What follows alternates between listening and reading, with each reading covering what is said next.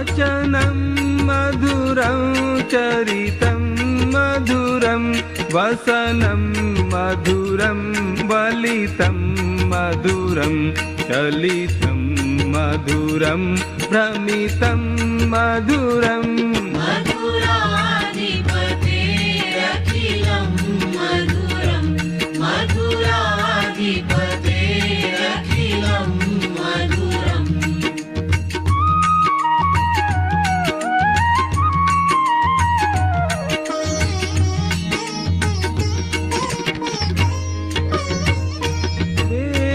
रेणुर्मधुरो रेणुर्मधुरा पाणिर्मधुरः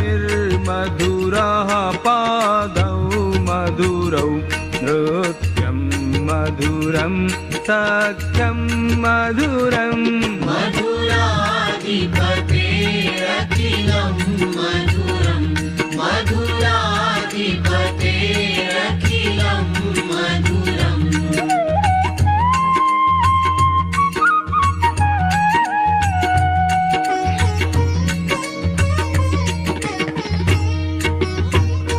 गीतं मधुरं पीतं मधुरं भुक्तं मधुरं सुप्तं मधुरं रूपं मधुरं तिलकं मधुरं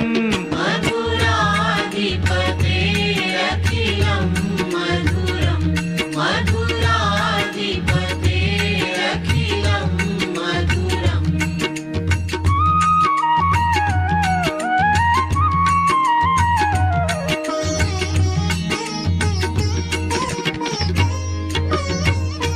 तरणं मधुरं तरणं मधुरं हरणं मधुरं स्मरणं मधुरं वमितं मधुरं शमितं मधुरं मधुराधिपतेरखिलं मधुरं मधुराधिपतेरखिलं मधुरम्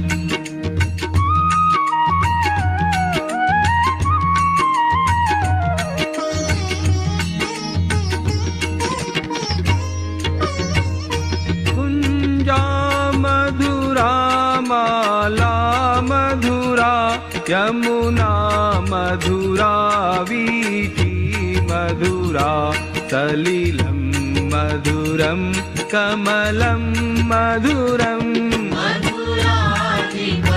मधुराधिपतेरखिलं मधुरं मधुराधिपतेरखिलं मधुरम्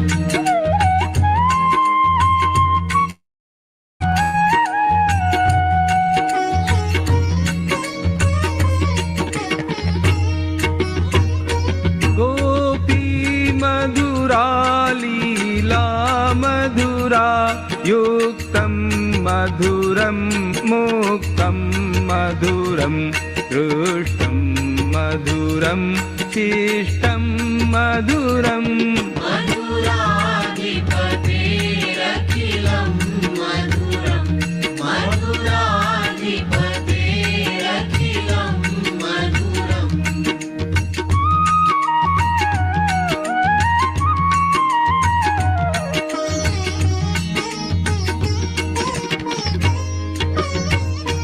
गोपा मधुरा गावो मधुरा यष्टिर्मधुरा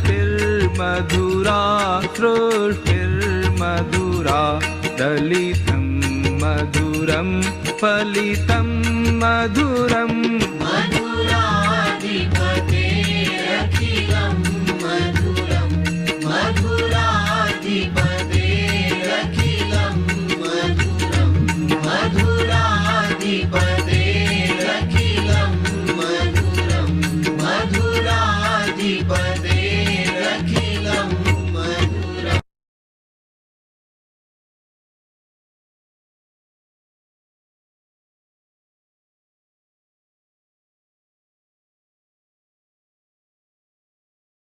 कुर हमरे रमण बिहारी, हम है रमण बिहारी के।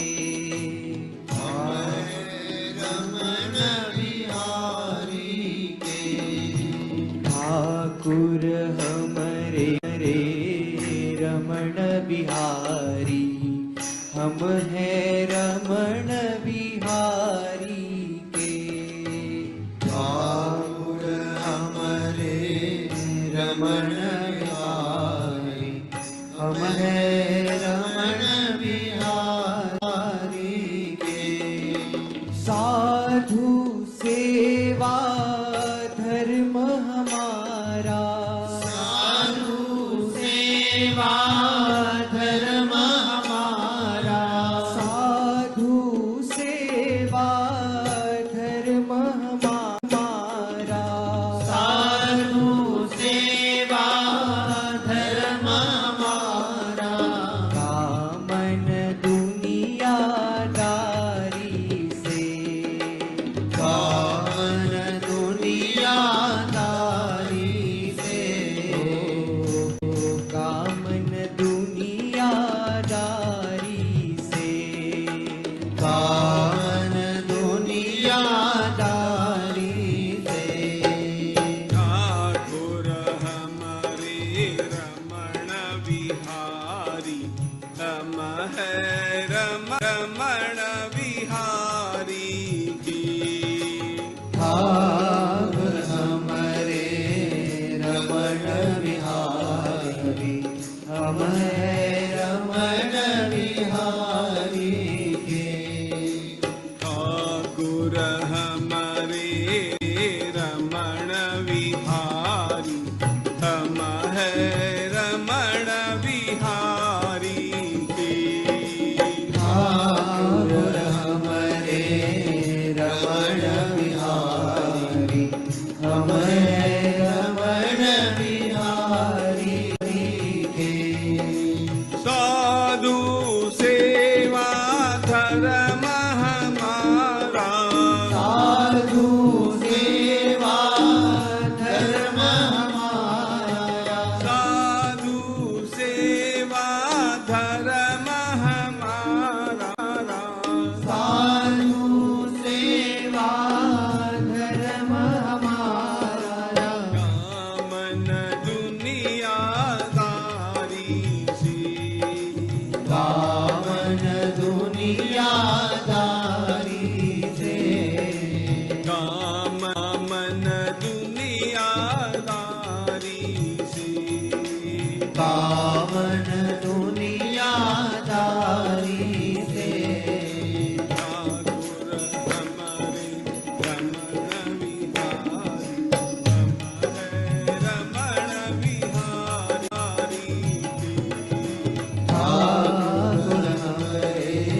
रमण बिहारी, हम है रमण बिहारी की। ठाकुर हमारे रमण बिहारी, हम हैं रमण बिहारी के।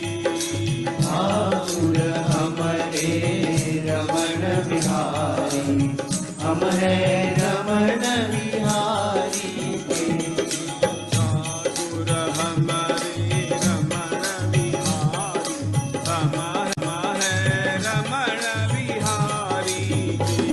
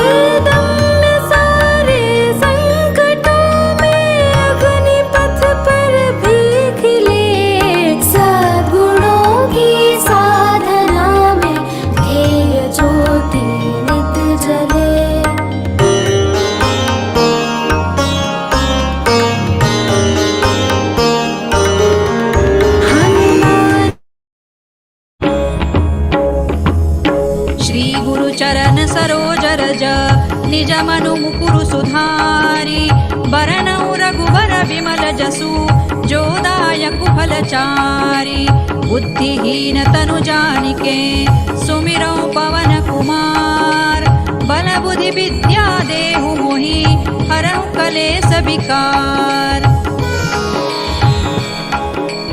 जय हनुमान ज्ञान गुण सागर जय कपी सति लोक उजागर रामदूत अतुलित बल धामा अंजनी पुत्र पवन सुत नामा महावीर विक्रम बजरंगी कुमति निवार सुमति के संगी कंचन बरन विराज सुबेसा कानन कुंडल कुंचित केसा हाथ वज्र और ध्वजा विराजे कांधे मूज जनेऊ साजे शंकर सुवन केसरी नंदन तेज प्रताप महाजगवंदन विद्यावान गुणी अति चातुर राम काज करिबे को आतुर प्रभु चरित्र सुनिबे को रसिया राम लखन सीता मन बसिया सूक्ष्म रूप धरि सियहि दिखावा विकट रूप धरि लंक जरावा भीम रूप धरि असुर संहारे रामचंद्र के काज संवारे लाय सजीवन लखन जियाए श्री रघुबीर हरषि उर लाए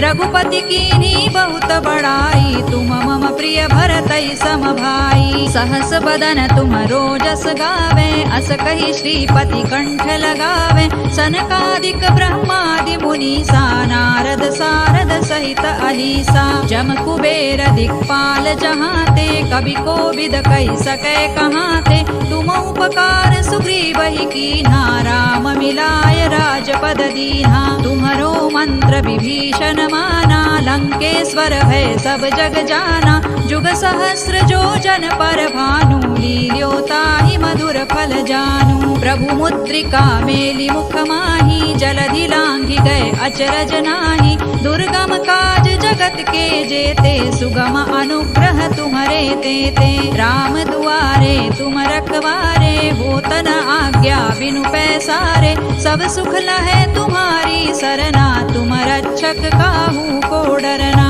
आपन तेज संभारो आपे तीनों लोक हांकते कांपे भूत पिशाच निकट नहीं आवे महावीर जब नाम सुनावे नासै रोग हरै सब पीरा जपत निरंतर हनुमत वीरा संकट ते हनुमान छुड़ावे मन क्रम वचन ध्यान जो लावे सब पर राम तपस्वी राजा तिनके काज सकल तुम साजा और मनोरथ जो कोई लावे सोई अमित जीवन फल पावे चारों जुग पर ताप तुम्हारा है पर सिद्ध जगत उजियारा साधु संत के तुम रखवारे असुर निकंदन राम दुलारे अष्ट सिद्धि नौ निधि के दाता असवर दीन जानकी माता राम रसायन तुम्हारे पासा सदा रहो रघुपति के दासा तुम्हारे भजन राम को पावे जन्म जन्म के दुख बिसरावे अंत काल रघुबरपुर जाई जहाँ जन्म हरि भक्त कहाई और देवता चित्तन धरई हनुमत से सर्व सुख करई संकट कटे मिटे सब पीरा जो सुमिरे हनुमत बलबीरा जय जय जय हनुमान गोसाई कृपा करहु गुरुदेव की नाई जो सत बार पाठ कर कोई छूट ही बंदी महासुख होई जो यह पढ़े हनुमान चालीसा होय सिद्धि साखी गौरीसा तुलसीदास सदा हरि चेरा की जय नाथ हृदय महडेरा पवन तनय संकट हरन मंगल मूर्ति रूप राम लखन सीता सहित हृदय बसहु सुर भूप सियावर रामचंद्र की जय पवन सुत हनुमान की जय उमापति महादेव की जय। श्री गुरु चरण सरोज रज निज मनु मुकुरु सुधारी बरनऊ रघुबर विमल जसु जोदायक फलचारी बुद्धिहीन तनु जानिके सुमिरौ पवन कुमार बल बुद्धि विद्या देहु मोहि हरहु कलेस विकार। जय हनुमान ज्ञान गुण सागर जय कपीसति हूँ लोक उजागर रामदूत अतुलित बल धामा अंजनी पुत्र पवन सुत नामा महावीर विक्रम बजरंगी कुमति निवार सुमति के संगी कंचन बरन विराज सुबेसा कानन कुंडल कुंचित केसा हाथ वज्र और ध्वजा विराजे कांधे मूज जनेऊ साजे शंकर सुवन केसरी नंदन तेज प्रताप महाजगवंदन विद्यावान गुणी अति चातुर राम काज करिबे को आतुर प्रभु चरित्र सुनिबे को रसिया राम लखन सीता मन बसिया सूक्ष्म रूप धरि सियहि दिखावा विकट रूप धरि लंक जरावा भीम रूप धरि असुर संहारे रामचंद्र के काज संवारे लाय सजीवन लखन जियाए श्री रघुबीर हरषि उर लाए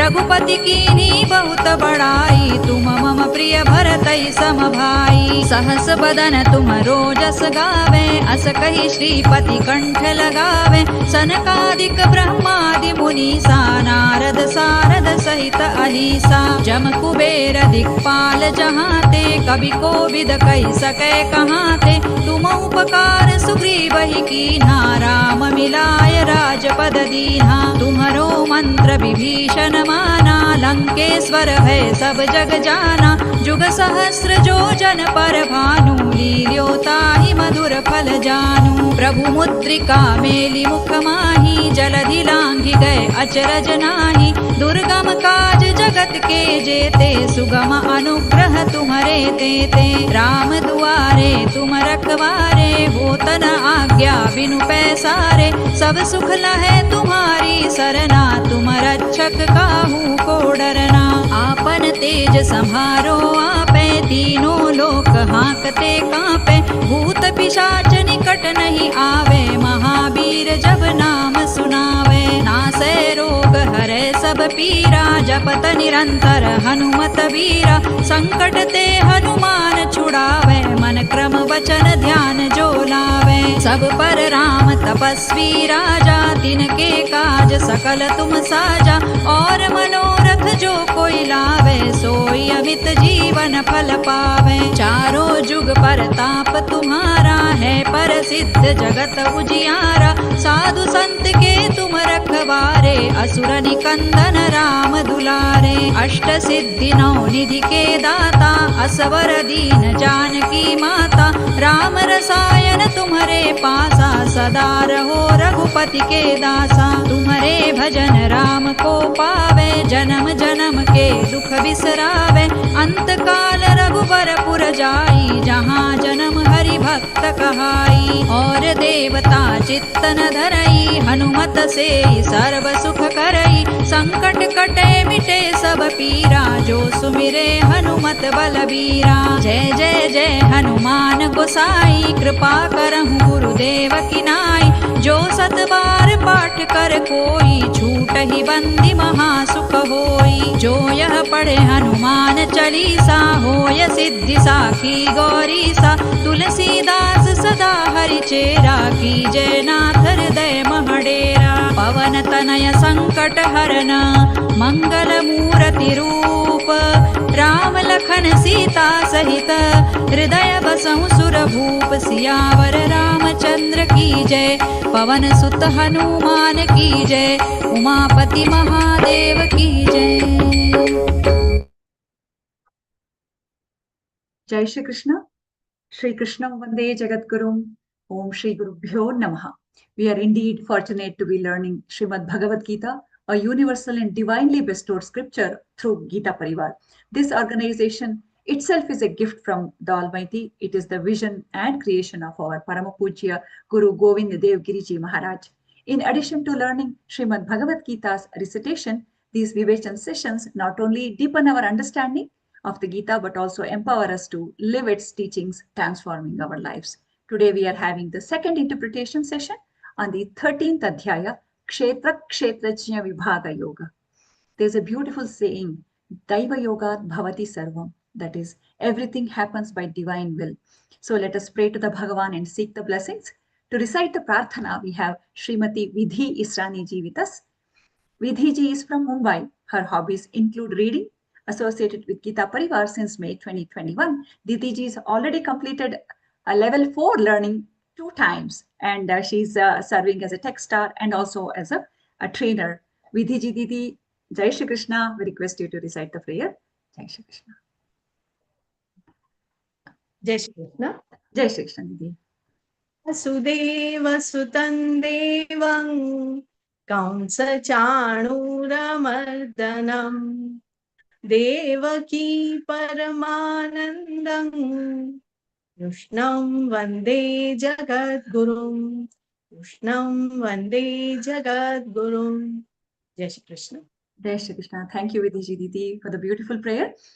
Now, it is time for Deepa Prajvalan. Let us ward off the tamas in and around us with the Jyoti.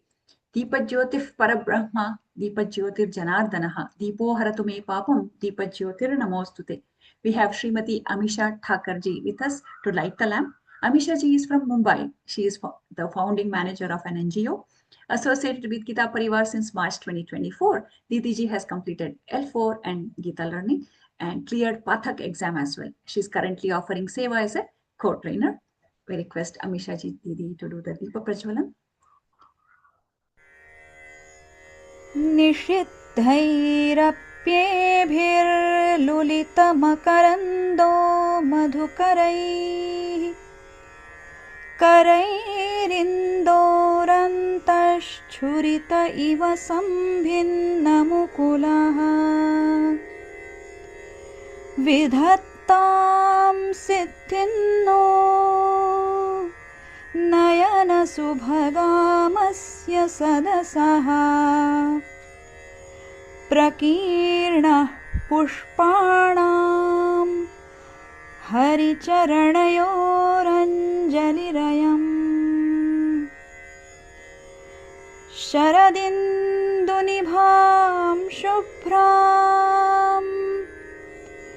शुभ्रवस्त्रैरलङ्कृतां कलहंसकृतावासां वरदां Sharada नुमः. Thank you, Amisha ji Didi, for the beautiful Deepa Prajvalan. We got to see your divine puja place as well. Before we get started with the Vivechan session, quick announcement. Learngeeta Pariwar, the Geeta Pariwar's Learngeeta program has completed 5 golden years. A variety of offline and online events are happening since 22nd of June, and they are going to go on until August 3rd. We have opportunity to be a part of this joyous and blessed celebration from our respective locations. Let us be a part of this. Let us participate enthusiastically in these beautiful programs. Another quick announcement, a new level 1 batch will be starting from 18th of July. Please do share the registration link with your family and friends so that you can be a positive catalyst in their lives. Now it is time for the most awaited part of the session. Let us welcome our respected and beloved Vivechak, Srimati Shraddha Rao Dev Ji Didi, to today's session. Didi ji is a renowned spiritual scholar and a devoted disciple of our Paramapujya Swamiji, Guru Govind Dev Giriji Maharaj, and she is deeply committed to Geeta Pariwar's mission. A native of Bhagyanagar, Hyderabad, Didi ji holds a BE in Electronics and PG Diploma in IT Systems and Management. She has successfully led numerous mobile app development projects for over 13 years in the corporate sector. That is on the materialistic side of her accomplishments. Now if we look at her spiritual side, even that is exemplary. She oversees all aspects of Geeta Pariwar with the primary focus on ensuring high quality learning experience for all the sadhakas. She is also the president of Hyderabad branch of Geeta Pariwar, associate with Geeta Pariwar online Geeta classes since August 2020, that too from the very second online batch. Didi ji has made significant contributions across various domains, including training, examinations, interpretations, and establishing and leading the class monitoring team. She offers Seva in various departments, and then her distinguished achievements also include serving as a trainer for Learngeeta's pioneering jail classes, through which many of the learners have completed their Geeta Pathik exam as well. Didi ji is making a profound positive impact fostering spiritual growth by conducting Bal Sanskar work at her residence for over a decade. Shraddha Radhe Ji Didi, we request you to share your spiritual wisdom with us. Jai Shri Krishna Didi Ji. A very warm welcome to the session, all of you. Let us begin this session by remembering Krishna Ji and Param Pujya Swami Ji. Hari Om. Gurur Brahma, Gurur Vishnu, Gurur Devo Maheshwaraha, Guru Sakshat Parabrahma, Tasmai Shri Gurave Namaha. Krishnaya Vasudevaya Hare Paramatmane Pranatah Kleshanashaya Govindaya Namo Namaha. Om Pathaya Pratibodhitam Bhagavatam Narayanina Swayam Vyasena Gratitam Purana Muninam Madhye Mahabharatam Advaitamritavarshini Bhagavati Mashtadashaധ്യായിനി Amba Tvamanusandanami Bhagavadgītē Bhavatveshinu. Om Shri Gurave Namaha. Om. So a very warm welcome to the session again. We have been through first part of this session and we are going through a very interesting chapter, the Kshetrajna Vibhaga Yoga. And in the last session we have seen Shri Krishna has introduced Arjuna to a deeper knowledge. The terms, two terms that he has introduced are Kshetra and Kshetrajna. Kshetra, he has told that Kshetra is referred to as this body that we recited, and Kshetrajna is the one who has the knowledge of this body, who understands that the body is Kshetra, the one who is aware of all these terms, who is aware of this knowledge is the Kshetrajna. And Shri Krishna has also added that the knowledge of Kshetra and Kshetrajna is the real knowledge. So we have seen how some characteristics of Kshetra, Kshetrajna. See, sometimes it becomes difficult, after giving all these 12 chapters of knowledge, such deep knowledge, all these 12 chapters have lots of secrets in it. Raja Vidya, Raja Guhya Yoga. Sometimes this question comes to know that why do we need these terms? What is the importance of understanding the terms Kshetra and Kshetrajna? What is it that makes this chapter so important? We have to understand this. To understand this, one small incident I'll narrate to you. Once two people, a father and his son, were on a journey. And while they were on this journey, their vehicle broke down near a farm, and they were baffled as to what can they do? How do you get out of this situation? It was a remote area. There were no mechanics available around.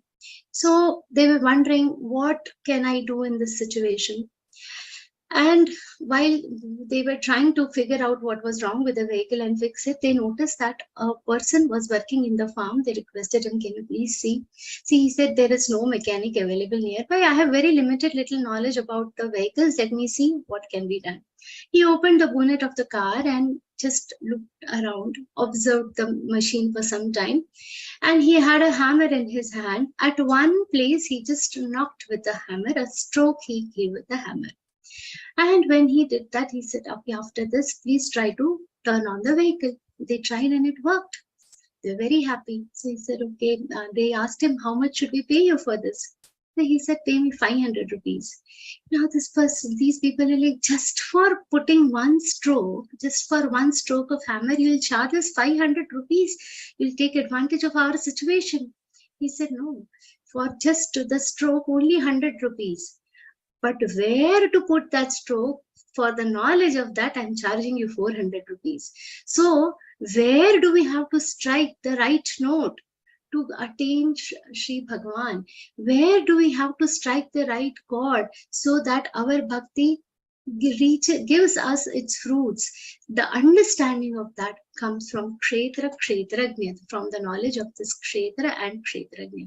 That is the importance of this chapter. So where to strike the right chord, where we have to strike, what is it that we have to understand so that our devotion, see, if we keep doing Ram, Ram, Ram, Ram, Ram, ultimately we are going to reach where we have to reach. But how much time is it going to take? Is it going to be in the right direction? Doing Ram Ram, and when on the other times you are not behaving like what a devotee is expected to behave, then it is not going to help us. So most of us are also aware of the story of King Parikshit and Bhagwan Shukdev Maharaj. What had he told? He had in the end, after finishing the 7 days Bhagavad Katha, he asked, what is it that you feel now, Parikshit? He said, my fears are gone. My fears of death are gone. So whatever knowledge we are going to get now, it is going to set us on the right path of liberation. So this is the importance of Kshetra, Kshetrajna Vibhaga Yoga. And in this journey, we had seen some definition of what first we had understood what is Kshetra and Kshetrajna. We had also seen some characteristics of the Kshetra, that is the body, how it is made up of 36 elements. The characteristics of Kshetra we have seen in the 5th and the 6th shloka. And we were in the middle of doing something very important, that is the characteristics of a jnani, of knowledgeable person. While we are trying to understand the characteristics of knowledgeable people, the jnani people, we have to understand that these characteristics, whatever characteristics, properties of the knowledgeable people we are seeing, are going to be what? They are going to be the means of us to achieve our destination. See, if I have to reach somewhere, I have to catch an appropriate train and reach my destination. So these understanding these characteristics is going to be my train, where in this, which is going to take me in the direction of my destination. Having understood this, let us just recollect what was the lakshan, what were the characteristics that we had seen last time. The very first one, amanitvam adambitvam ahimsa krantirarjavam acharyopasanam shaucham stairyam atma vinigraha. We had seen this important shloka, first set of characteristics we had seen in the last session. And continuing with this important description, Shri Krishna is describing to us the next shlokas. Indriyartheshu vairagyam anahankara evacham janma mrityu jara vyadhi dukkha doshanudarshanam. Indriyartheshu vairagyam. Very important characteristics. What Shri Krishna is telling, that a seeker, a sadhak, should have what? Vairagya means. Some people have a misconception about what is Vairagya. What people understand Vairagya is taking sannyas, leaving everything and going. That is not Vairagya. The word Vairagya means absence of any attraction or attachment. Once a sadhu was having food at some place, at a place of his follower, and another person came and he saw the sadhu is eating nicely puran poi, all the sweet things and everything. He said, you are a sage. You are not expected to enjoy all these worldly pleasures. He said, see, there is a difference between what taking these worldly pleasures, and another one is getting attached to this worldly pleasure. What happens with us? We eat one rasgulla. For 5 days we keep thinking about it. It was so nice. You go to a birthday party. Arey, wahan jo khana khaya tha na. Arey, uski shadi mein jo khana khaya tha na. We'll remember it forever. The food that we had. So what happened? What is it? We get attached to whatever we have enjoyed with our senses. This is not the case with the sage. He says, I am having it because my body needs food. Whatever is available, I am having it, but not getting attached to it. So I will not remember this food forever and ever and think about eating it forever. We have to realize all these enjoyments are very short term. So what we Indriyartheshu. Indriya is our senses. What we have to do, whatever are the objects of enjoyment from our senses, we are not attached to those objects. We are Vairagya means absence of attraction or absence of attachment to something. That is Vairagya. It does not mean keeping away from it. This one thing we should very clearly understand. Many people think Vairagya means staying away from something, staying away from delicious food, staying away from everything. No, it means even though we are, sometimes we are bound to have it, okay? Not having any attachment to this, taking your mind from the inappropriate attachment to the appropriate direction is what is Indriyartheshu Vairagyam. And then very important, Anahankara. Anahankara hevacha. Many people have this, I have done this, I have done this. This abandoning the thought of I is the feeling of what? Anahankara. We identify ourselves too much with the worldly concepts, like suppose here only if I say I am giving the vivechan, ideally not. It is somebody, this is Sukshma Upasthiti of Swamiji which makes us do this. Sometimes we end up, doing so many different things, but it is not just us. This is being done by the grace of God that we fail to recognize. We should always realize that the only power is that of the God. When this complete sense of surrender comes, then we reach the state of this anahankar. And practically some people feel this is very difficult. Now what happens is, down here also little in depth we have to see what is this anahankara. Sometimes people feel, okay, I will not have this feeling of I. I'll renounce on certain things. So I did this for my children. I gave up on this. I have not seen movies for 5 years so that I can focus on the studies of my children. But mentioning this everywhere, that is also being attached to it by continuously mentioning this. How should this anahankara be? The feeling should not be there, and its mention is also nowhere. There is a very beautiful thing in our, we cite many examples and we are not aware of it. That is why it is real anahankara. There is a small incident about one very great man. In the times when respected Rajendra Prasad ji used to be the president of India.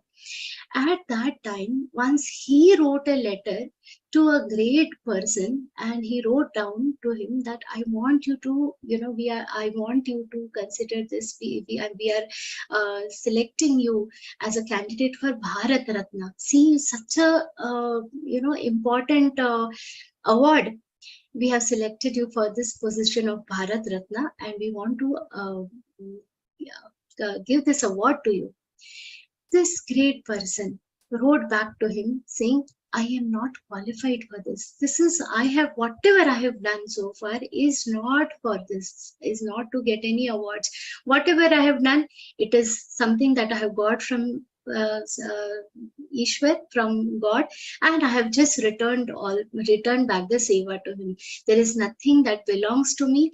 I do not wish to get this award, and you don't even need to mention this entire thing to anybody. He specifically told, Mr. President, do not mention this to anybody.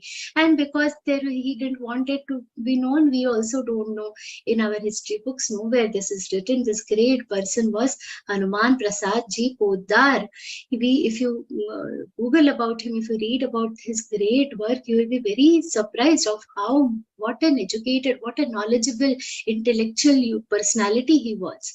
But when he was being conferred an award, he completely refused it and also requested that there is no need to mention about this. This is anahankar, complete surrender, that not attaching our own identity with the task that we are doing. And further, Shri Krishna mentions very important thing. This entire one line is one word. Janma mrityu jara vyadhi dukkha doshanudarshanam. The perception of evil. We all know that this world, you all have said it in earlier chapters, what is this dukkhalaya? Dukkhalayam ashashvatam. This world is a dukkhalaya right from the birth. When a small baby is taking birth, it is not a very easy process, neither for the mother, neither for the baby. And as they start growing up, what thought of the death also is always around us. Okay, something, kisi ko kuch ho jayega. We know one day each one of us has to leave this world. This particular body we have to leave. The thought of death is always also there as we start growing up. From this moment of birth till the moment of death, in between what comes? Jara, Vyadhi. What is Jara? The process of aging. Vyadhi, when a person is aging, it comes with a natural progression of what disease is, natural decay of the body. Every day we all know our body is aging, it is deteriorating. Understanding that this entire process, entire lifetime, right from the birth till the death, is a process full of what? Pain. It is a process of suffering. So one who has an understanding of this is a knowledgeable person. The dukkha doshanudarshanam. He understands what are the ill effects of this entire life. Then that is why he doesn't desire. So what happens with us? Kind of a simple thing, going for a party. Maybe if anybody decides, okay, party, it is so much fun for some people. But a person who is an intellectual, he understands the sorrow behind all this. From small incidences in our life, we see them as matters of great pleasure. However, understanding the displeasure in those events is a sign of what? Knowledge. And we all know the story of Prince Siddhartha. What happens when he was at a young age married to a very beautiful lady, and he saw one day that there is so much pain around in the world. He saw that this old age. He saw old people. He said, okay, one day this is what is going to happen to me. One day my body is also going to deteriorate. He also saw poverty. He saw diseases. He could see what is this entire pain about. 6 years of penance he did, and he found out the path of ultimate liberation and gave that path to us. Having an understanding of pain, we all should understand dukkha doshanudarshana. Having an understanding of pain, it gives us lot of mental strength. Some sorrow gives lot of mental strength. For instance, some people, they have this thing. They are sick from the childhood. They will have some or the other sickness. Kabhi, whole year they will have cough and cold. Frequently falling sick. When they grow up, if little bit health issues, complaints they get, they don't get boggled easily. Okay, it will go a little bit fever here and there. In contrast to that, if somebody who has never fallen sick, never seen the hospital, never seen a doctor, always been very healthy, if he gets even one sneeze, sometimes they become so boggled. Oh God, what has happened to me? Because that they cannot identify with this pain of the body. Grief always helps us to stay on the right path. There is a very beautiful thing about Kunti Mata. Once Shri Krishna was telling, he was everybody seeks some or the other blessing. Somebody has started the screen sharing. I'll stop that. Okay. So some or the other, blessings people are seeking. Krishna ji, bless us with something. Bless us with this. And he asked Kunti Mata, what is it that you want, Bua? Tell me, what is it that I can bless you with, I can gift you. He said, Krishna, Kunti was a very knowledgeable lady. She said, I want only one thing, Shri Krishna. You always bless me with pain, bless me with so much suffering that I always remember God. The memory of God will never go from my mind if I'm having pain in my life. So give me the sufferings, because I know the part to come out of the suffering anyways. God will help me, but I should not, forget. Once, the life is merry, we tend to forget God. So we tend to feel, okay, Jivan unmat ho jata hai, Swamiji says, because we tend to get so involved in merry, we cannot stay on the right path. However, if there are sufferings in life, if there is little pain, then it keeps us on the right path. The knowledgeable person understands the pain, understands the pain, and knows how to keep himself separate from him with the right mindset. One should always be aware of this. And what Shri Krishna mentions, there are further things. Asaktirana bhishvangah putradara gruhadishu nityaincha samachittatvam ishtanishtopapatishu. Shri Krishna says, what this kind of person does, asakti. Asaktirana bhishvangah. Asakti means one should not be stuck with anything. See, when somebody is stuck at one place, it is very damaging. For instance, if you see a flowing water versus stagnant water, what is there in stagnant water? Stagnant water gives rise to diseases. It can give rise to so many other things. But the flowing water, it is always going to be nirmal, shuddha. It is going to be pure. Gradually, whatever impurities are there, it has the capacity to clean itself, the flowing water. So this flow of emotions like that, this asakti, it is not like, see, you can't be emotionless, but this flow of emotions should be there. How we should not get stuck to anybody with beyond a certain limit. It should not become like a binding. And anabhishvanga. Putra, anabhishvanga means absence of excessive love. Excessive love, absence for whom? Putra, dara, gruha, adishu. Means putra, we all know, children. Dara. Dara in Sanskrit means the wife. Gruha, towards the house, towards the family. The absence of excessive love for child, wife, home, and the like. Adishu, when the word adi is used, means etc. It is including everything. There is excessive attachment to everything. That is what is dangerous. That is what takes you away from the path of seeking knowledge.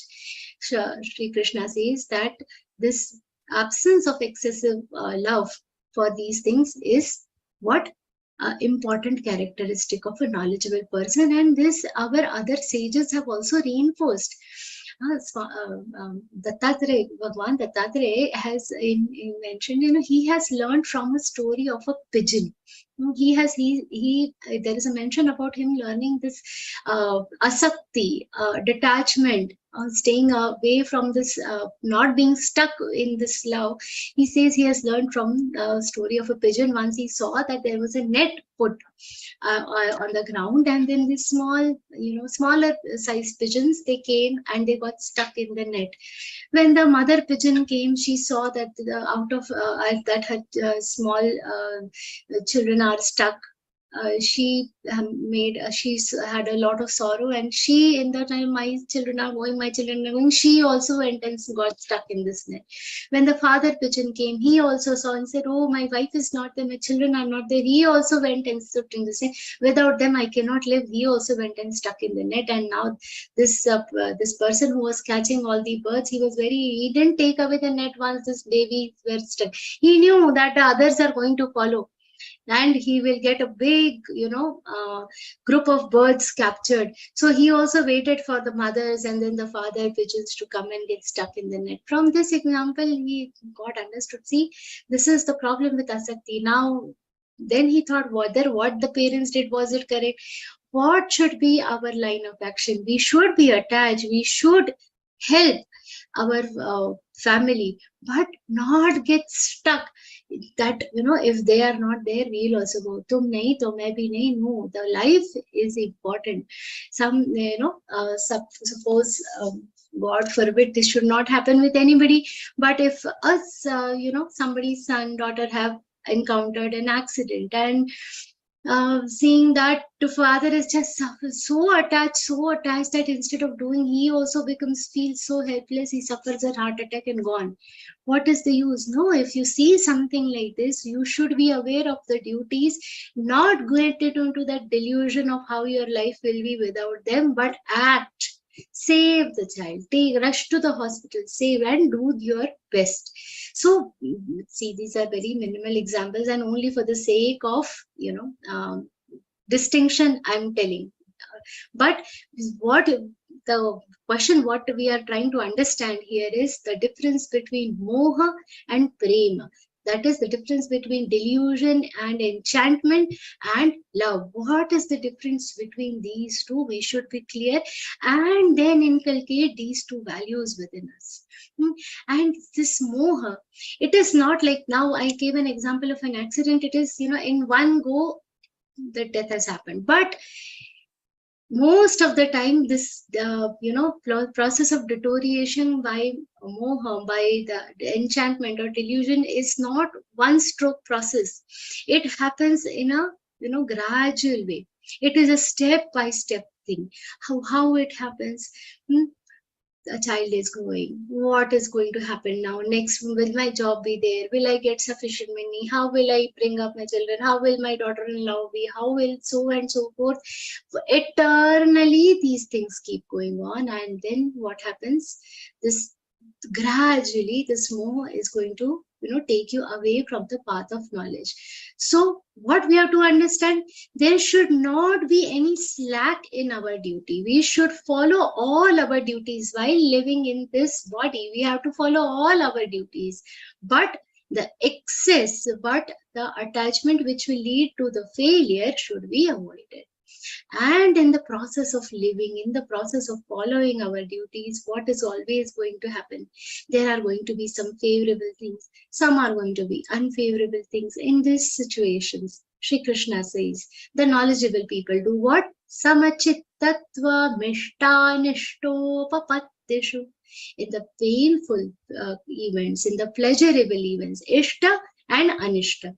In Ishta, Ishta is the pleasurable events and Anishta is the unpleasurable, unfavorable events. Ishta, Nishta, Upapatteshu means one attains what? A balance. In both the situations, they attain a state of balance. We have to all understand what we are striving through each chapter of Bhagavad Gita is yoga. Yoga is ultimately the total balance of mind. For the very cute example is being quoted by Swamiji once, that we all know what is the game of cricket. In the game of cricket, I don't need to explain you the game of cricket. You all know the ball comes, and what is the duty of the batsman? To defend the ball from hitting the stump. And in this process, what is going to happen? He is trying to defend the stump. The balls, we have to understand, which are coming, these are like the sukh and dukkha. We have to imagine life as a game of cricket. There is a poem, very famous poem also in English, which describes that life is like a game of cricket, where the balls of happiness and sadness are coming towards you, and with a bat of wisdom, how the batsman using his bat is defending the stumps. What we human being is expected to do, using the bat of wisdom, we have to defend our antaratma, of our entire mind. Just like how day and night are going to be coming. It is a process you cannot stop. Similarly, the happiness and sadness are always going to be there, but we have to defend ourselves using what? Our appropriate intellect. We have to rise above these dualities. We have to rise above these situations and enhance our spiritual strength so much that there is a certain level of detachment. We have to understand. See, we are seeing this season, monsoon season. This time the rains are really unpredictable. So many places are being flooded. There are floods all over the place. Now, this floods and all, it is happening on the land, we get so boggled with it.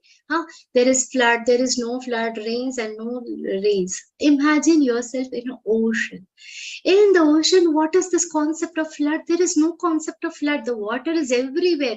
The floods will come and go. It is making no difference to the ocean. Similarly, a person, a human being, an intellect, a jnani should be how? He develops his ability so much like an ocean that he remains unperturbed, totally undisturbed by these reversals in their life, by these dualities in their life. He does not get carried away by this euphoria of success that, oh, I'm so successful. He will not get carried away with that, and he will not give in to this failures also at any point of time. And further, Shri Krishna is making us deeper into the minds of the intellectual, in the minds of Jnani. Maichananya yogena bhaktirapyabhacharini vivikta desha sevitvam aratirjana samsadim. See what Shri Krishna is telling us. He is telling us the different characteristics. Till now, till the 9th shloka, what we have seen are the different characteristics of the knowledgeable people. How are the knowledgeable people? How they are thinking? How detached they are from the world. Now in this shloka, Shri Krishna is trying to tell us something more deeper. He's making us deep into the minds of the knowledgeable person.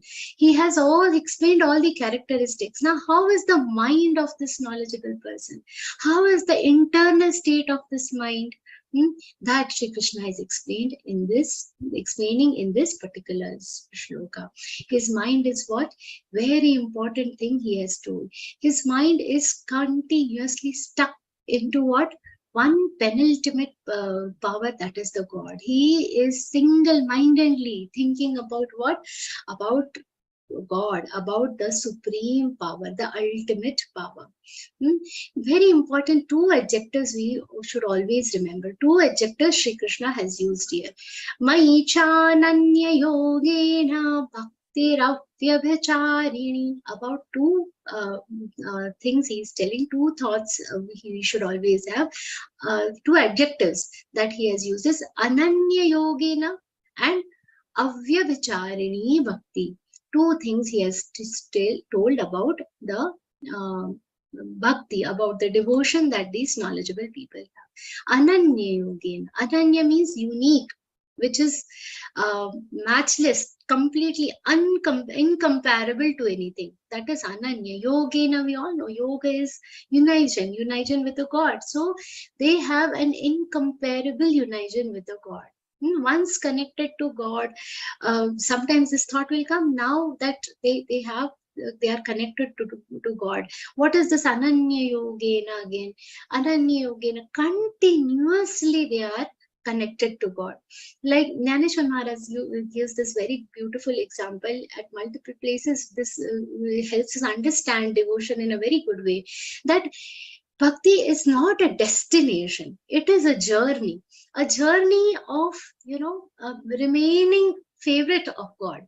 Like we say, Ganga Ji is flowing. Now tell me, when the Ganga Ji is flowing, is it united with the God, or is it united with the sea, ocean, or is it still uniting? It is a continuous process. Is it already? It is not. We cannot say that it is not yet united. It is united with the ocean, the Ganga Ji, and it is still uniting. So once you attain this liberation, once you are connected with God, you cannot remain not connected. We cannot say, now I have become an ideal devotee, now I have had the sakshatkar, I have had some beautiful experiences, divine experiences, and now God has indicated to me that I am the favorite devotee, one of his favorite devotee. I will stop bhakti. No, this is a continuous process. It is a devotion. This kind of a person, Swamiji explains very nicely, Bahar se bhakt, Antaranga mein Bhagwan. From outside, he is still remaining a devotee. He is displaying the characteristics of the best devotee. And from within, he is always connected to the Bhagwan. He is never getting disconnected. Gangaji is never disconnected from the ocean. We have to remember this. And the next adjective, very important one that is being used is Avyabhicharini Bhakti. This we have seen even in the 11th chapter, last shloka. What is Avyabhicharini Bhakti? That there is no other thought that will occupy the mind of this person. It will be what? Avyabhicharini, unswearing devotion. How is that devotion? That we are always united with the God himself. Like Ramakrishna, Swami Ramakrishna, he has never called Kali Mata. He had a figure of Kali whom he used to worship. He has never called her Kali or Devi or God. He has always called her Mata. She is my mother. So much always united with her, with that feeling. Never considered her separate from himself. That is the Avyabhicharini Bhakti. And Shri Krishna further says, Vivikta Desha Sevitvam. Vivikta Desha Sevitvam Aratir Jana Samsadi. He is resorting to what? Solitary places. Vivikta Desha Sevitvam. Vivikta Desha, the places where it is not very crowded. See, it is a duty of a person to, for the sake of duty, we have to live with everybody. We cannot just leave this world and go away. But solitude becomes their natural nature. They do not prefer how much ever is required to interact with people around them. They will interact, but what they will prefer always is that staying in a solitary place. The subtle voice within is best heard in silence. When we are in a silent place, we all know how cattle eat their food. You all must be knowing. They chew the cud. They will eat the food, store it in their mouths at one place, and when they are alone, what is this importance of staying alone, and what is this importance of liking to be in solidarity? Is you can understand from here. When the cattle, they eat their food, they will store it at a particular place in their mouth, and when they are sitting alone, what they will do? Sit and chew it, continuously keep chewing. They are doing what? Rasaswadan, enjoying their food. First store it and then nicely, slowly keep enjoying the food. Now we should also do this. Whatever we are hearing in all the Vivechan Satras, whatever we are reading in different books, once you sit alone, whatever you are relearning in your Ucharan classes, the pronunciation, sit alone, go through those chapters, and then you will connect with those chapters. Bhagavad-Gītā, when you are learning, when you are listening to things here, listening to stories, listening to reading different books, learning the pronunciation nicely, all this has to converge, and this will happen in solidity. Sit at one place and in full, just connect yourself with all this knowledge. Jana samsati aratihi. Aratihi means what? Aratihi. Rat means engaged in, enjoying, engaged in, liking it is rat. And aratihi means having a distaste, not interested in. So jana samsati aratihi means it's not like they will stay away from people, but they do not enjoy the company, excessive company of any person. Unnecessary gossip, attention, what they will do, they will not enjoy this. Aratihi, jana samsati arati. And when they are alone, what they will do? They will enjoy, chew the cud, they will enjoy whatever thoughts are there which connect them to God, they will try to enjoy them. And this exactly is the process of moving forward. In which direction? Adhyatma jnana nityatvam tattva jnanartha darshanam etat jnanamiti proktam adhyanam yadatonyatham. This is going to ultimately lead you to what? The ultimate knowledge. What is the ultimate knowledge, and what are the the ultimate knowledge we have to understand? And this is an important characteristics of a knowledgeable person, of the wise person. Adhyatma jnana nityatvam. Continuously engaged in the process of what? Acquiring the knowledge, spiritual knowledge. This particular characteristics is clearly visible in them. Wherever they are, they will try to what? Attain the knowledge, spiritual knowledge, and nityatvan. So it's not like, okay, 1 hour class attended, now we will attend the sessions, or Vivechan session. Okay, that we can do later. Once attended this or Vivechan session, one attended, no need to attend the classes further. No, nitya, daily practice, 1 hour, 2 hours spending as per the time permits. But nityatvam, where even, there are some people, some sadhaks I know, when they are driving, they put on the audios of our lovely respected Suvarna Kakiji. Always, how this will help? It will keep them focused. It will keep them rath in the direction of knowledge. This is a very important characteristics of somebody who is trying to seek knowledge. And tattva jnanartha darshanam. Tattva jnanartha. What is this tattva jnanartha? Tattva jnan. What is the meaning of tattva jnan? Sometimes, see, we have to understand.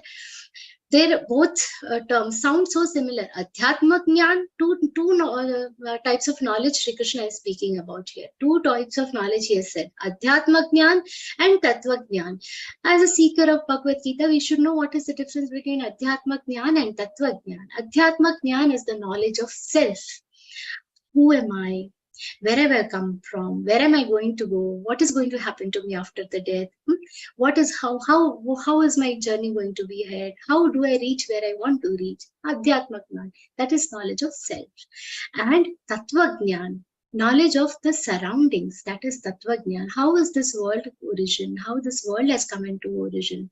That is tattva jnana. And knowing it elementally from the crux, knowing it from the root. For instance, if you take a piece of diamond to a jeweler, what he'll say, oh, it is a precious stone, and this will cost so and so. He is seeing just the value from a worldly perspective. You take it to a scientist, he'll say, okay, and he'll compare, oh, this is just coal, and under a different set of temperature and pressure, it is solidified, it is carbon. Both are made up of carbon. If 2 stones are shown, the jeweler will say, oh, this is more valuable, this is not. The scientist will say this, they both are actually the same element. They both are made up of carbon. This is what is meant by knowing something elementally, by root. We know what is the root of everything, that is tattva jnana. This Shri Krishna is saying that the knowledgeable person is always seeking both these type of knowledge.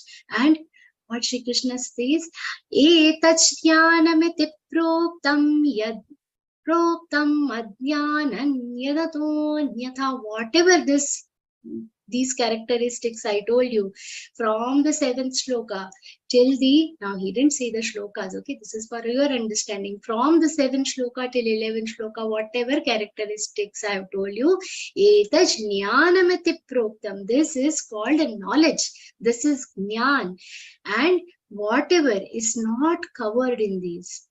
So if we are saying amanitvam, then the opposite of that will be manitvam, the one who is, having too much of ego. Just keep making the opposite of this. Whatever is not included in these characteristics, that is what? Ajnana yadato nyatha. That is ajnana. That is ignorance. That is darkness. We have to understand that now sometimes this doubt will come. See, Shri Krishna is telling that these are the characteristics of knowledgeable person. These are the characteristics of jnani, knowledgeable people. And now here he is saying this is etach jnana. How can the characteristics of knowledgeable people be the knowledge itself? Isn't this a very logical question? That he's told that I'll tell you the characteristics of a knowledgeable person. I have explained in detail the characteristics of knowledgeable people, so much so that anything that is not in these characteristics becomes ajnana, it becomes ignorance. And he's saying these characteristics are itself knowledge. Here we have to understand one very important thing, that knowledge is abstract. Jnana, it is abstract. And to understand something which is abstract, we have to take support of what? Personification. So tomorrow if somebody comes and asks me, tell me what is Swabhiman, how can I say, okay, look at that thing, it is Swabhiman? I cannot, because it is abstract. It cannot be pointed, it cannot be shown. I cannot take it out from the pocket and show, look, this is Swabhiman. That cannot be done. If I have to explain somebody what is Swabhiman, what I'll tell, so what Maharana Pratap used to do, what he was a Swabhimani person. He never bowed down to the person whom we call Akbar, so much so that he said, I will never call him Bacha. He used to call him Turk. He never called him Bacha, Akbar, King Akbar. All the kings of his time, the remaining kings of his time, used to call him Bacha, the king, and give him so many riches, etc., etc. But Maharana Pratap, no, he is a looter. He is a person who has come here to loot. He never called him Bacha. He said, I will never call him. He used to call him a Turk. And he said he wanted him to go with. And if I have to explain somebody what is Swabhiman, I have to tell the story of Maharana Pratap. I have to tell the story of Maharani Lakshmi Bai. Then the person will understand what is this Swabhiman. Similarly, to understand what is Jnana, I have to tell what a Jnani looks like. That is Jnana. And that is why Shri Krishna is saying, this is knowledge. Etach Jnanam iti proktam. This is knowledge. And opposite of all this is ignorance. All these characteristics of knowledge, using all these characteristics of knowledge, all this knowledge, what is it that we are trying to understand? Now, next step higher. So by getting all these qualities, one person can become knowledgeable person. He can attain the real knowledge. But what is that real knowledge? What is it that you are trying to attain by becoming a Jnani? That question should come to all of us. What is this Jnani? Two things sometime back I mentioned. Adhyatma Jnana and Tattva Jnana. Two things Shri Krishna says that the people are seeking. Adhyatma Jnana is knowledge of self. Who am I? Tattva Jnana is knowledge of the world around me. What is this world all about? Where it has come from?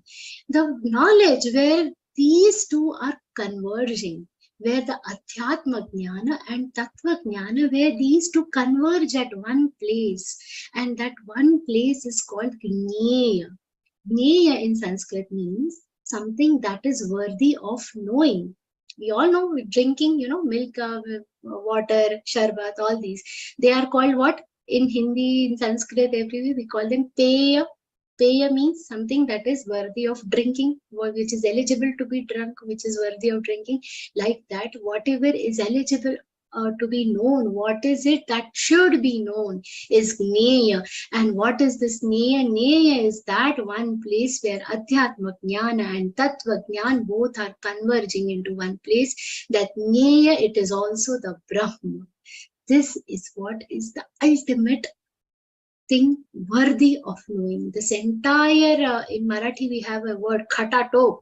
All this hustle and bustle that we are doing it of learning is to understand this ultimate Jnana, ultimate knowledge, ultimate Jnana. This is what Shri Krishna is going to describe for us, and he has already told that this is what is Kshetrajna. This is also the Kshetrajna. Jneyaya tat pravakshami yajñātvā mritamashnuti anādimat param brahma nasattanna saduchyate. Jneya, this is what is worth knowing. I am going to tell you that now. Jneyam what? Yat jneyam tat pravakshami. Whatever is worthy of knowing, that I am going to tell you now. And how is this worthy of knowing? Whatever he's saying, yat jneya tat pravakshami, what I'm going to tell you, why is it important to be told? By knowing this, what is it that you are going to attain? Yajñātvā amritam ashnute. One attains immortality. There is a very beautiful prayer each one of us have learned in our school days. Om asato ma sadgamaya tamaso ma jyotirgamaya mrityor ma mritangamaya. We all have learned this. What is this prayer? This is the ultimate prayer.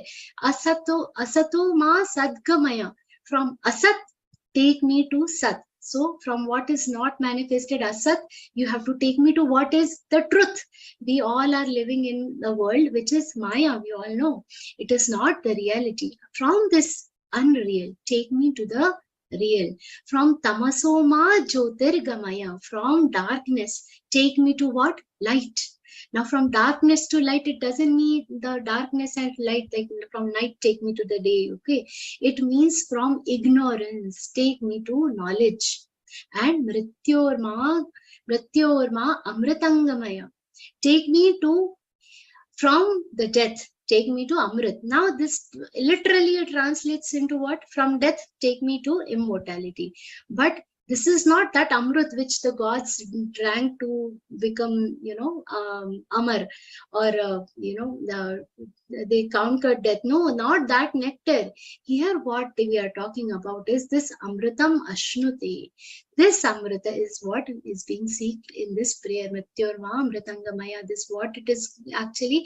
It is going to be this knowledge is the actual Amrit. It is what is going to free you from what? Immortality. In what way? We have to understand this from our very little Nachiketa. We have heard a story of a small boy Nachiketa in our scriptures.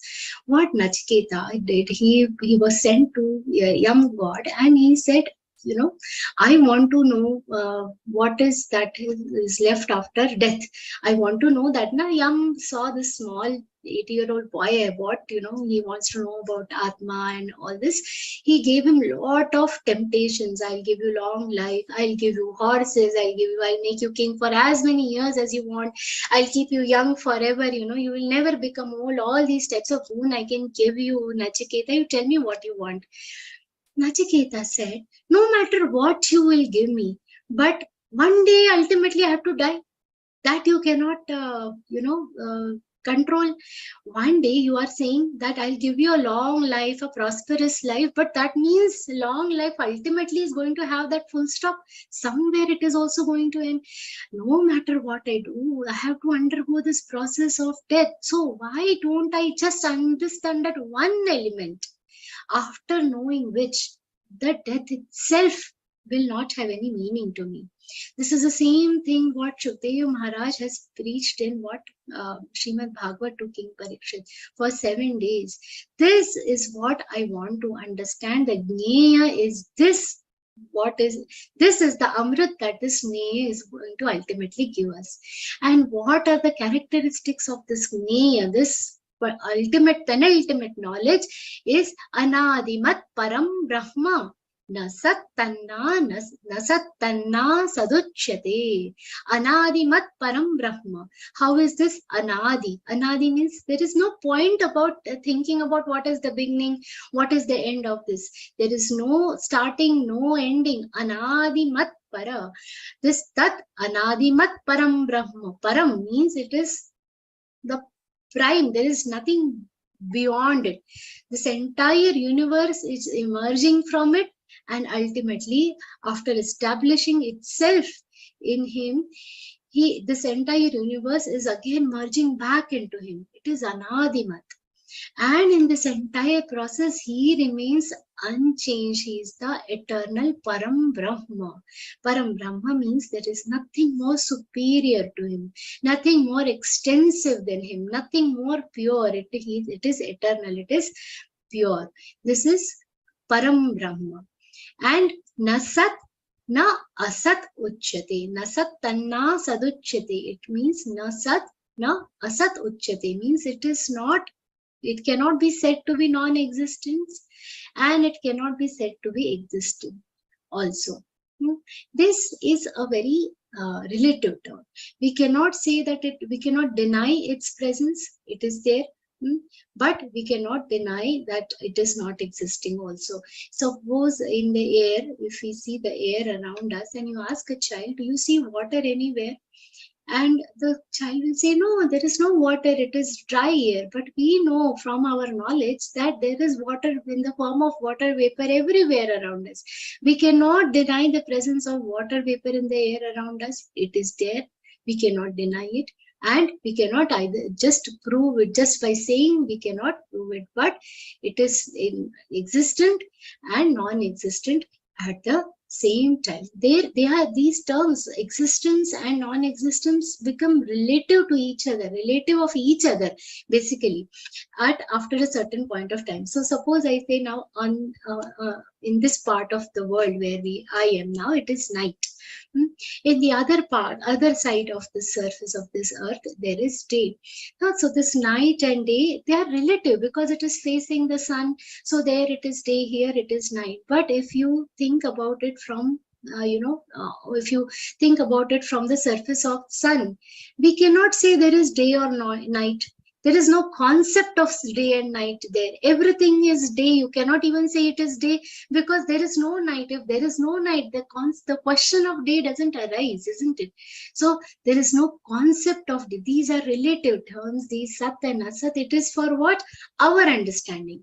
They are, because night is there is day. But there is a particular place, a point beyond all this where the day and night, the distinction is gone. The difference doesn't remain. That parabrahma is beyond these definitions of existence and non-existence. There is a place, like I say, on the sun, there is no this distinction between day and night. This is this ultimate place where this distinction is gone. Similarly, that Sat, na Sat, na Asat, that place is this parabrahma. It is penultimate. These adjectives are like, saying whether it is Sat or whether it is Asat. It is like limiting the importance of this Gneya, limiting the importance of Brahma. It is completely, this description is limitless. It is beyond words. But what Shri Krishna is doing, this describes, when I'm saying that it cannot be described as Asat and all these things, but there are no words which can describe. But we have to understand, because it is a limitation of our intellect, that we will understand things only in these terms. One small thing I'll tell you. Recently we had that Karwa Chauth, some festivals are there where the ladies, they have to see the moon and then they can eat food. Now, I remember that day it was very cloudy in Bhagiragar. It was cloudy and I could not see the moon. Then I was taking a walk in the night, and there's this lady with a puja thali. Poor lady was roaming around between these blocks, buildings. Can I see the moon from here? Can I see it from here? And casually I said, okay, I just saw some time back, behind the clouds, I saw the moon. She said, oh, where? I said, wait, let me remember. Then I took her to a particular spot. Now I was standing here for a moment. I could see when these clouds moved, I could see the moon. Then how I had to explain her the direction? Above that blockage, near that branch of the tree, there I saw this moon. So we waited there for 4-5 minutes, and then after some time the clouds moved and we could see that moon. And now, are the moons connected to these buildings whose reference I was giving her? Behind that building, beside that branch, is the moon connected to these branches and these buildings? No. But what is happening? They are relative. So the words that are used here, whatever description Shri Krishna has given, it is only for our understanding. It has got no relation. The Neya that we are trying to understand has got no relation with Sat, Asat. It is beyond all this. Understand, it is beyond all this. But these are just the pointers, the branches, the buildings which are helping me look at that moon. These all the shlokas from the 12, 13, 14 shlokas, all these shlokas are just helping me to, these are like those branches and those buildings which are pointing towards that Brahma. And that is what Shri Krishna is using those examples for our understanding. What he explains further, Sarvatah Panipadan Tat Sarvato Kshishiro Mukham Sarvatah Shruti Malloki Sarvama Vrityatishtati. For understanding this image of Nirgun Paramatma, for it to settle in the minds, like we need the reference of the branches and the buildings to figure out where the moon is. Here we, for a dehadari, for a person like us, if somebody tells me, look at our Thakurji, beautiful, small murti somebody gives, it is easy for me to understand how this murti is, 2 hands, 2 arms, beautiful, decorated and all this. But if somebody has, if I have to understand the Nirgun Parabrahma Paramatma, again that limitation of the knowledge comes, and I have to imagine it in terms of what the hands and legs and in terms of the body, and that is what Shri Krishna has helped Arjun do here. He has explained the Nirgun in terms of the hands and legs, but again we don't have to take them literally. We have to understand that these are the characteristics of Nirgun, that Nirgun is what? The formless Paramatma that we are trying to understand. We are trying to understand his characteristics using these pointers. What he says, Sarvatah Pani Padantat. How are his hands? They are spread everywhere. His hands, Pani is the hands and Pada is the legs. His hands and legs are what? Spread everywhere. And Sarvato Kshashiro Mukham. Everywhere his heads and mouths are everywhere. How is his? Sarvata Shruti Malloke. Everywhere his ears are there. Wherever we are singing his chant, he can hear us. Sarvam Avritya Tishtati. He is covering everything. And what? He is still, everything is being covered under him. Sarvam Avritya Tishtati. He is covering everything. Everything he is engulfing with these hands, his legs. He is having everything within himself. See, these capacities, what are these capacities of hands, legs, everything? When a devotee is offering food, when we offer the food and we look at our Shri Krishna, his eyes, we'll look at his eyes, we'll feel the Murti is talking to me. The Murti is accepting the food that I'm offering.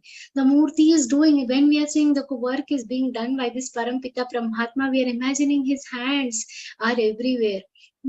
And his hands are actually everywhere. The presence, just yesterday, day before yesterday, if you all have heard, Swami Advayananda had come in our inauguration. He said a beautiful thing about this entire Learngeeta. He mentioned a very beautiful thing.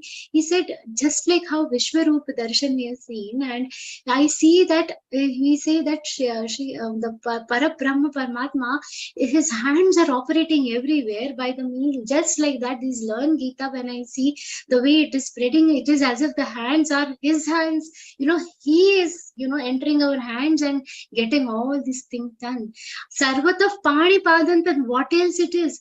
All these great jobs that are happening on this world, whatever the mankind is achieving, whether it is Chandrayaan or whether it is the mission to the moon, mission to the sun, whatever all other countries are also achieving, everything great that the man is achieving, Sarvatah Pani Padantat. His hands, it is through his actions we have to understand. So Sarvatah Pani Padantat, Sarvatah Shishiro Mukham. Whatever offerings we are doing, he is accepting all these sense organs. What he says, every particle in this universe, our one body has these abilities and we feel so great about ourselves, but each and every particle of this universe has these abilities. That great is the presence of God. God has these abilities in every particle of this universe. This amazing power of Nirgun Paramatma is such that all these abilities are present in each and every particle, each and everything. Everything is encompassed by Paramatma. And continuing with the description of this Neya, he says, Sarvendriya Gunabhasam Sarvendriya Vivarjitam Asaktam Sarva Prachaiva Nirgunam Gunabhoktricha. Sarvendriya Gunabhasam. He gives the feeling of like it feels as if he has some senses, but he doesn't have any sense organs. It feels that he is eating the food that I'm giving, but he doesn't have any tongue to eat that. Sarvendriya Vivarjitam. Vivarjitam means lack of, absence of the sense organs. So for us it appears that he has all the senses, he's sensing everything, but at the same time he's not having any sense organs. Though he doesn't have the ears, he's able to hear what you are chanting. When we chant, we had Parayan today morning, 18th chapter, blissful feeling it was. We could see, we could feel from the mind. He is listening from all different places in this world. Everybody has chanted all 18 chapters. He is present everywhere. He doesn't have ears, but he's listening to the voice of his devotees. Without eyes, he's seeing everything going on, not only in this lok, in every other lok. Without having a sense of touch and skin, he can embrace all his devotees. Like electricity is not in the bulb, but while functioning, electricity is not the actual light of the bulb. When you look at the bulb, we cannot say that there is light. But why? Because of the way it is making the bulb function, we are able to see the light. So this same electricity gives an appearance of life. It makes its presence felt. That is what it means by sarvendriya gunabhasam sarvendriya viparjitam. Asaktam sarvabhrachaiva. Asaktam sarvabhracha eva. It is detached from all the beings. For God, it doesn't matter, everything is same, but at the same time, it is responsible for what? Upbringing and supporting. Sarvabhracha eva. Asaktam, it is detached, but at the same time it is responsible for the upbringing and support of all the beings. Nirgunam gunabhotracha. It is beyond all gunas. We all know Prakriti is Vigunatmaka. It is he is beyond all these. He is a gunatita. These gunas cannot affect him, but it's by our means. He is what? He is becoming the bhokta. He is the one who is enjoying these gunas also. He is enjoying seeing his devotees. He is enjoying everything from our karma. He is enjoying. Under the influence of all the gunas, we are doing all these chanting, all this good and bad deeds, whatever are happening. Everything under the influence of gunas, they are happening, and at the same time, these are being enjoyed by the parabrahma tattva. Bahirantascha bhutanam acharai charabeva cha sukshmatvat tad vigneyan durasthai chantike cha tat. Bahirantascha bhutanam acharai charabeva cha. The Paramatma Tattva, it is enveloping what? All the movable and the unmovable objects. These are everywhere. Acharain charamevacha. How is it possible that it is also inside? It is not only enveloping, it is also inside them. Bahihi antascha means it is also outside them, it is encompassing them, and it is also within them. How is it possible? For example, if you take ice and you keep the ice somewhere, okay, just put it in water, or the water is inside the ice cube also, and it is outside also. When the ice cube is there, the ice starts melting, you will see the water is outside the ice also, inside also. It is bahihi also, and it is anta also. It is outside also, and it is inside also. If you fill a balloon with air, you cannot deny that there is no air inside the balloon. And you cannot deny that, I will say that the balloon, I have filled all the air in this balloon, there is no air outside. It is enveloping the balloon, and it is also within it. And this is so sukshma. It is so little. Sukshmatvat tad vigneyan durasthai chantike cha tat. It is so subtle that it cannot be seen. But it is how it is still holding all the objects, these electrons, protons, all. What is this? This is a form of parabrahma tattva also. The air around us, as we saw that the air around us, it is having water, vapor, everything, it is so subtle. But the water vapor is so subtle that because of its subtleness, we think it cannot be known. It is unknowable. It makes its presence felt when it comes in contact with what? A cold surface, then it is making its presence felt. Similarly, it is so subtle, this jnaya, it is so subtle that it cannot be known. Because of its subtleness, it cannot be known. At the same time, so here the jnaya is called ajnaya. Avigneya.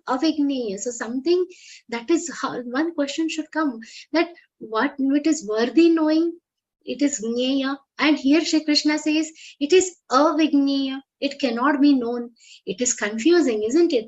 Sukshmata tada vigneyam. Now he's telling that I'm going to tell you the characteristics of Jnaya, that is something which is knowable.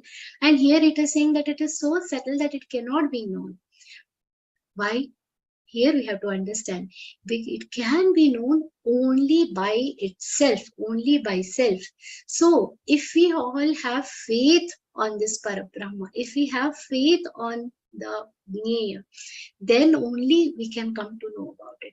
Because of its subtleness, it cannot be known with the help of senses. It cannot be, it is avigneya, because everything that we are trying to understand, the water vapor around us, we are trying to understand it by the help of the senses. It is avigneya. Only by connecting to it, by having faith on it, it can be understood. And durasthai chantike jagat.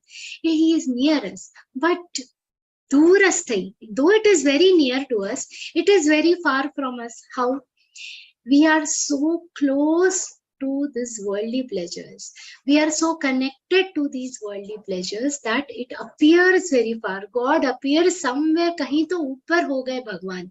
But where it is, where he is actually residing within us.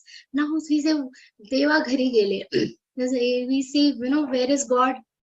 Up in the heaven. No, he is within us. Very beautifully Swamiji explains, where is Bhagwan?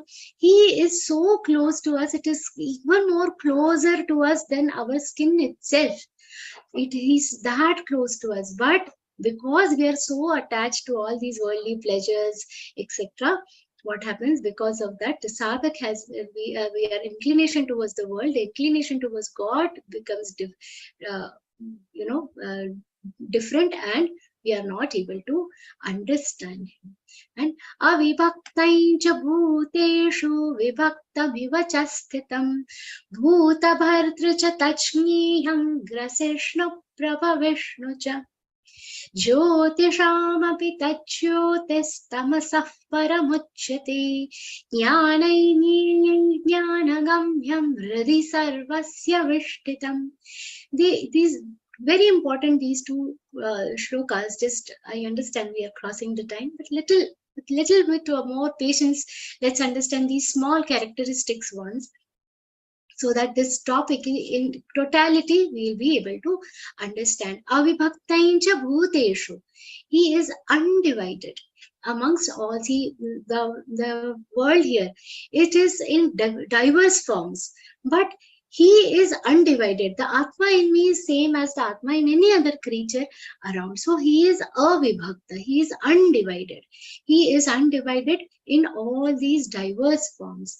At the same time, when we say, oh, that is a dog, when we look down upon something, this is our delusion. Understand that this vibhakta, this feeling of division is our ignorance. So we have to understand this. So God is actually undivided, but to us, he appears, it is divided. So for example, a day is transforming from what morning, then it is afternoon, and it is evening. This entire transition is happening. But in this process, if you look at the sky is going to remain the same. The sky is going to remain the same. During a lifetime, we also transform. I used to look a little different in my childhood, then different. Our body is transforming. Our photos, if you look from childhood to youth, everything is transforming. But the body remains the same. The person that you are remains the same. The Atma Tattva remains the same. Avibhaktai cha bhuteshu vibhaktamiva chastita. Though it is appearing different at different points of time, but I remain the same. The sky remains the same. Similarly, this Paramatma Tattva, it is present in all different things. It is appearing divided, but it remains the same. And how it is? Bhuta bhartra cha tachmiyam graseshna prabhavishnu cha. It is the one which is supporter of all beings. It supports Bhuta bhartru. We are getting food to eat. This provision of these plants for our food is all made by God himself. He is supporting all living beings. Graseshnu. He is ultimately this, after the pralaya, everything is going to get merged into him. He is the devourer of, destroyer of everything. He is also Prabhavishnu. He is also the creator. This entire process of creation and destruction is happening in cycle. Who is responsible? The Gneya itself is responsible. The truth is enclosing us, and within us we cannot experience it. This entire, this process we have to change. From this darkness we have to go towards the light. How is this light? Jyotishamapi tacchotis tamasah paramuchyate jnanai jneyai jnanagamyam hridi sarvasya vishtitam. Jyotishamapi tacchotis. Whatever we see that, the light, we are smell, rose, we smell through our nose. Whatever we are feeling, from the tongue we taste, from eyes we see, whatever we are doing with the help of our sense organs, these are illuminated. These are working because of what? Mind is the illuminator for all this. I am able to understand this is sweet, this is sour because of my mind. So this, what is the illuminator? The tongue is working, but the one who is understanding is what? The mind. Similarly, when we say the sun, the moon, everything, these are visible to us. Because of the light, they are visible to us. But what exactly is making them visible to us? It is the light. That is the illuminator. Like that, our mind is the illuminator. And this illuminator in everybody, in everything, this illuminator, this is self. This is the Paramatma, Parabrahma. This Brahma itself is the illuminator.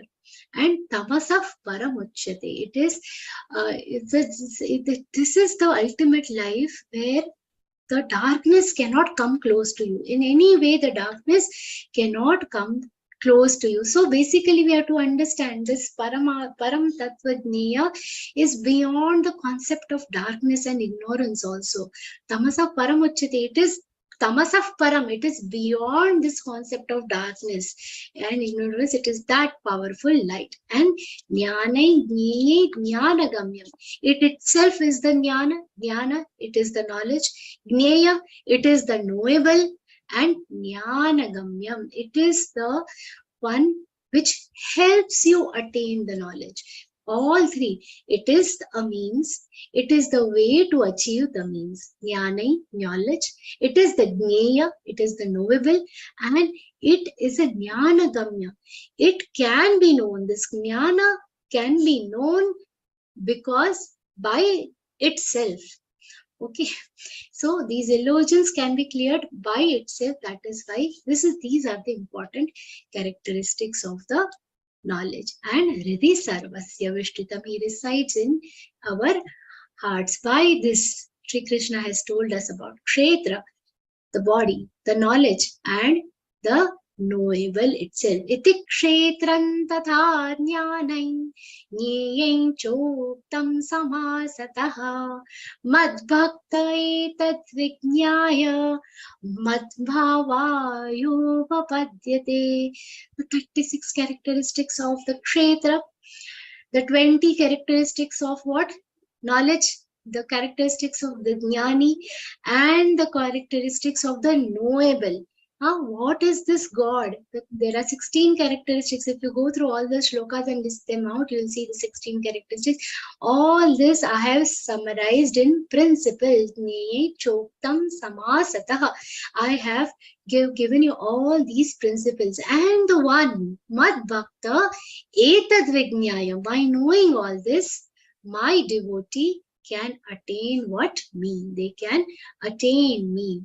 And having explained all these things, Shri Krishna is going to tell us about how this entire thing is working together, the Prakriti and the Purush. It is a very detailed concept. Together, this should be seen in totality, and this entire concept we will see from the next session. With this, I offer this entire discourse at the feet of Swami Govind Dev Giriji Maharaj and all our gurus. By the help of whom this discourse has happened, offering in everything, all the actions at the feet of Shri Krishna himself. Hari Om Shri Krishna Arpanamastu.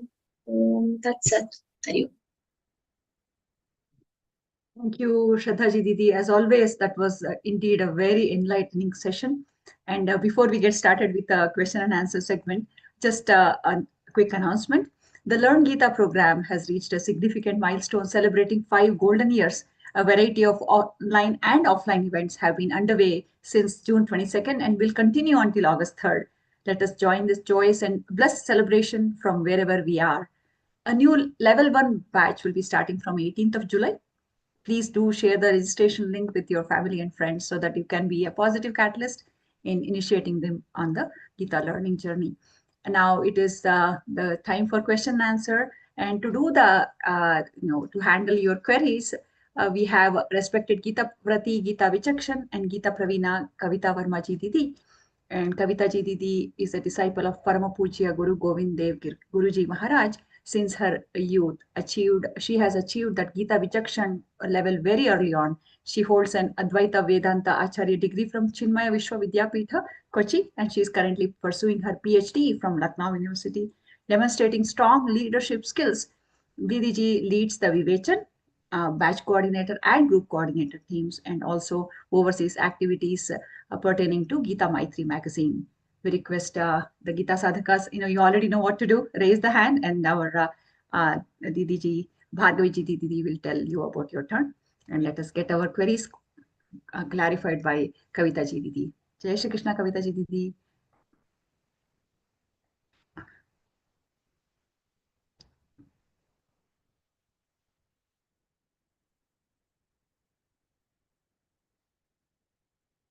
Jai Shri Krishna Didi. Yeah. दीदी मुझे को host कर दीजिए भार्गव दीदी. Yes हाँ साई तन्वी दीदी please unmute your mic.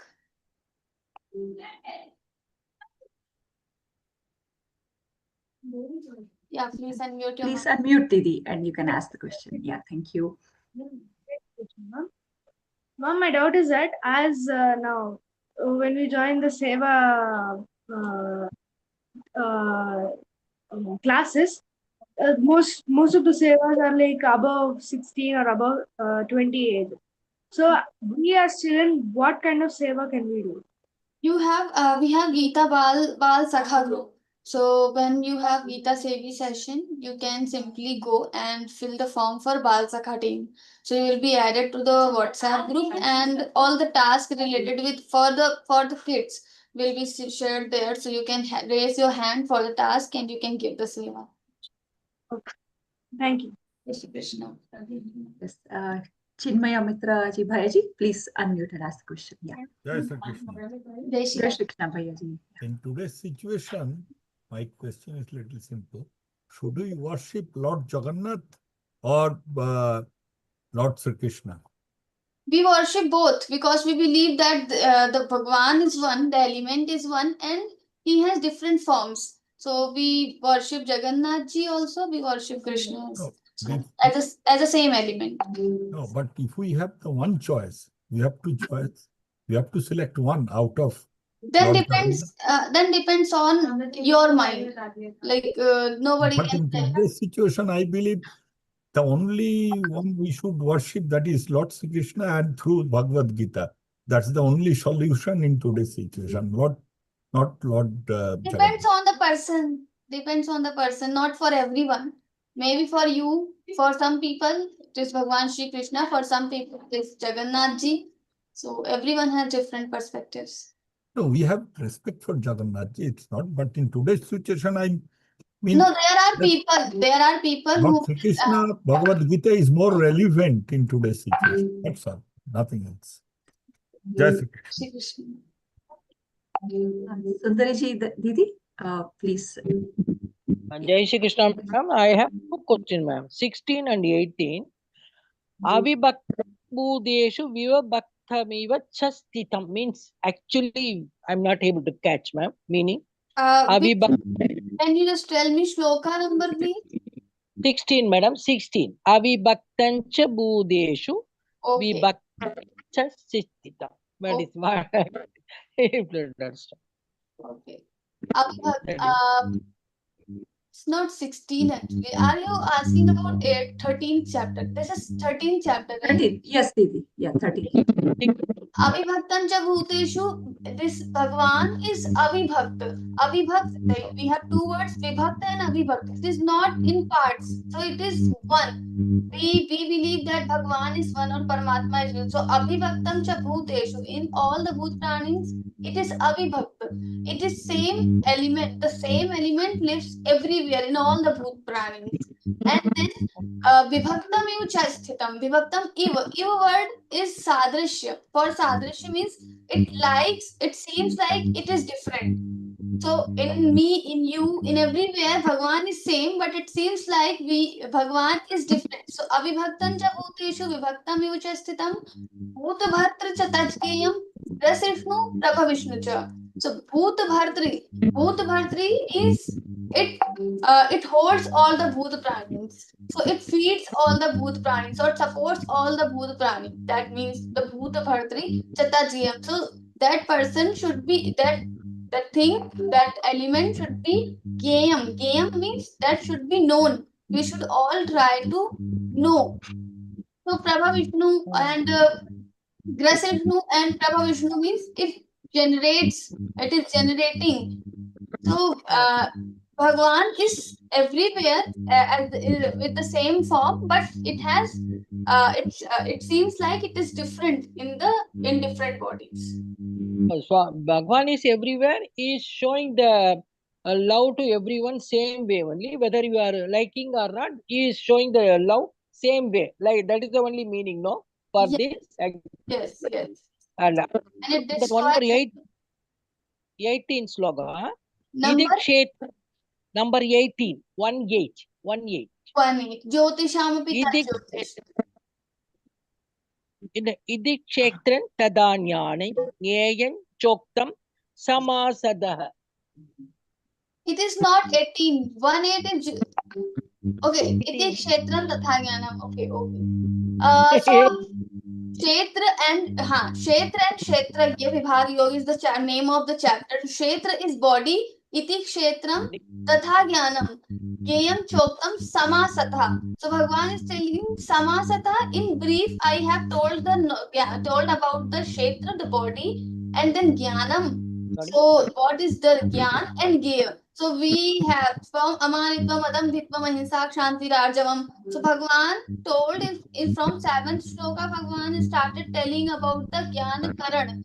So Jnana Karan are also called as Jnana. So the main confusion what people have, where Bhagwan told Jnana.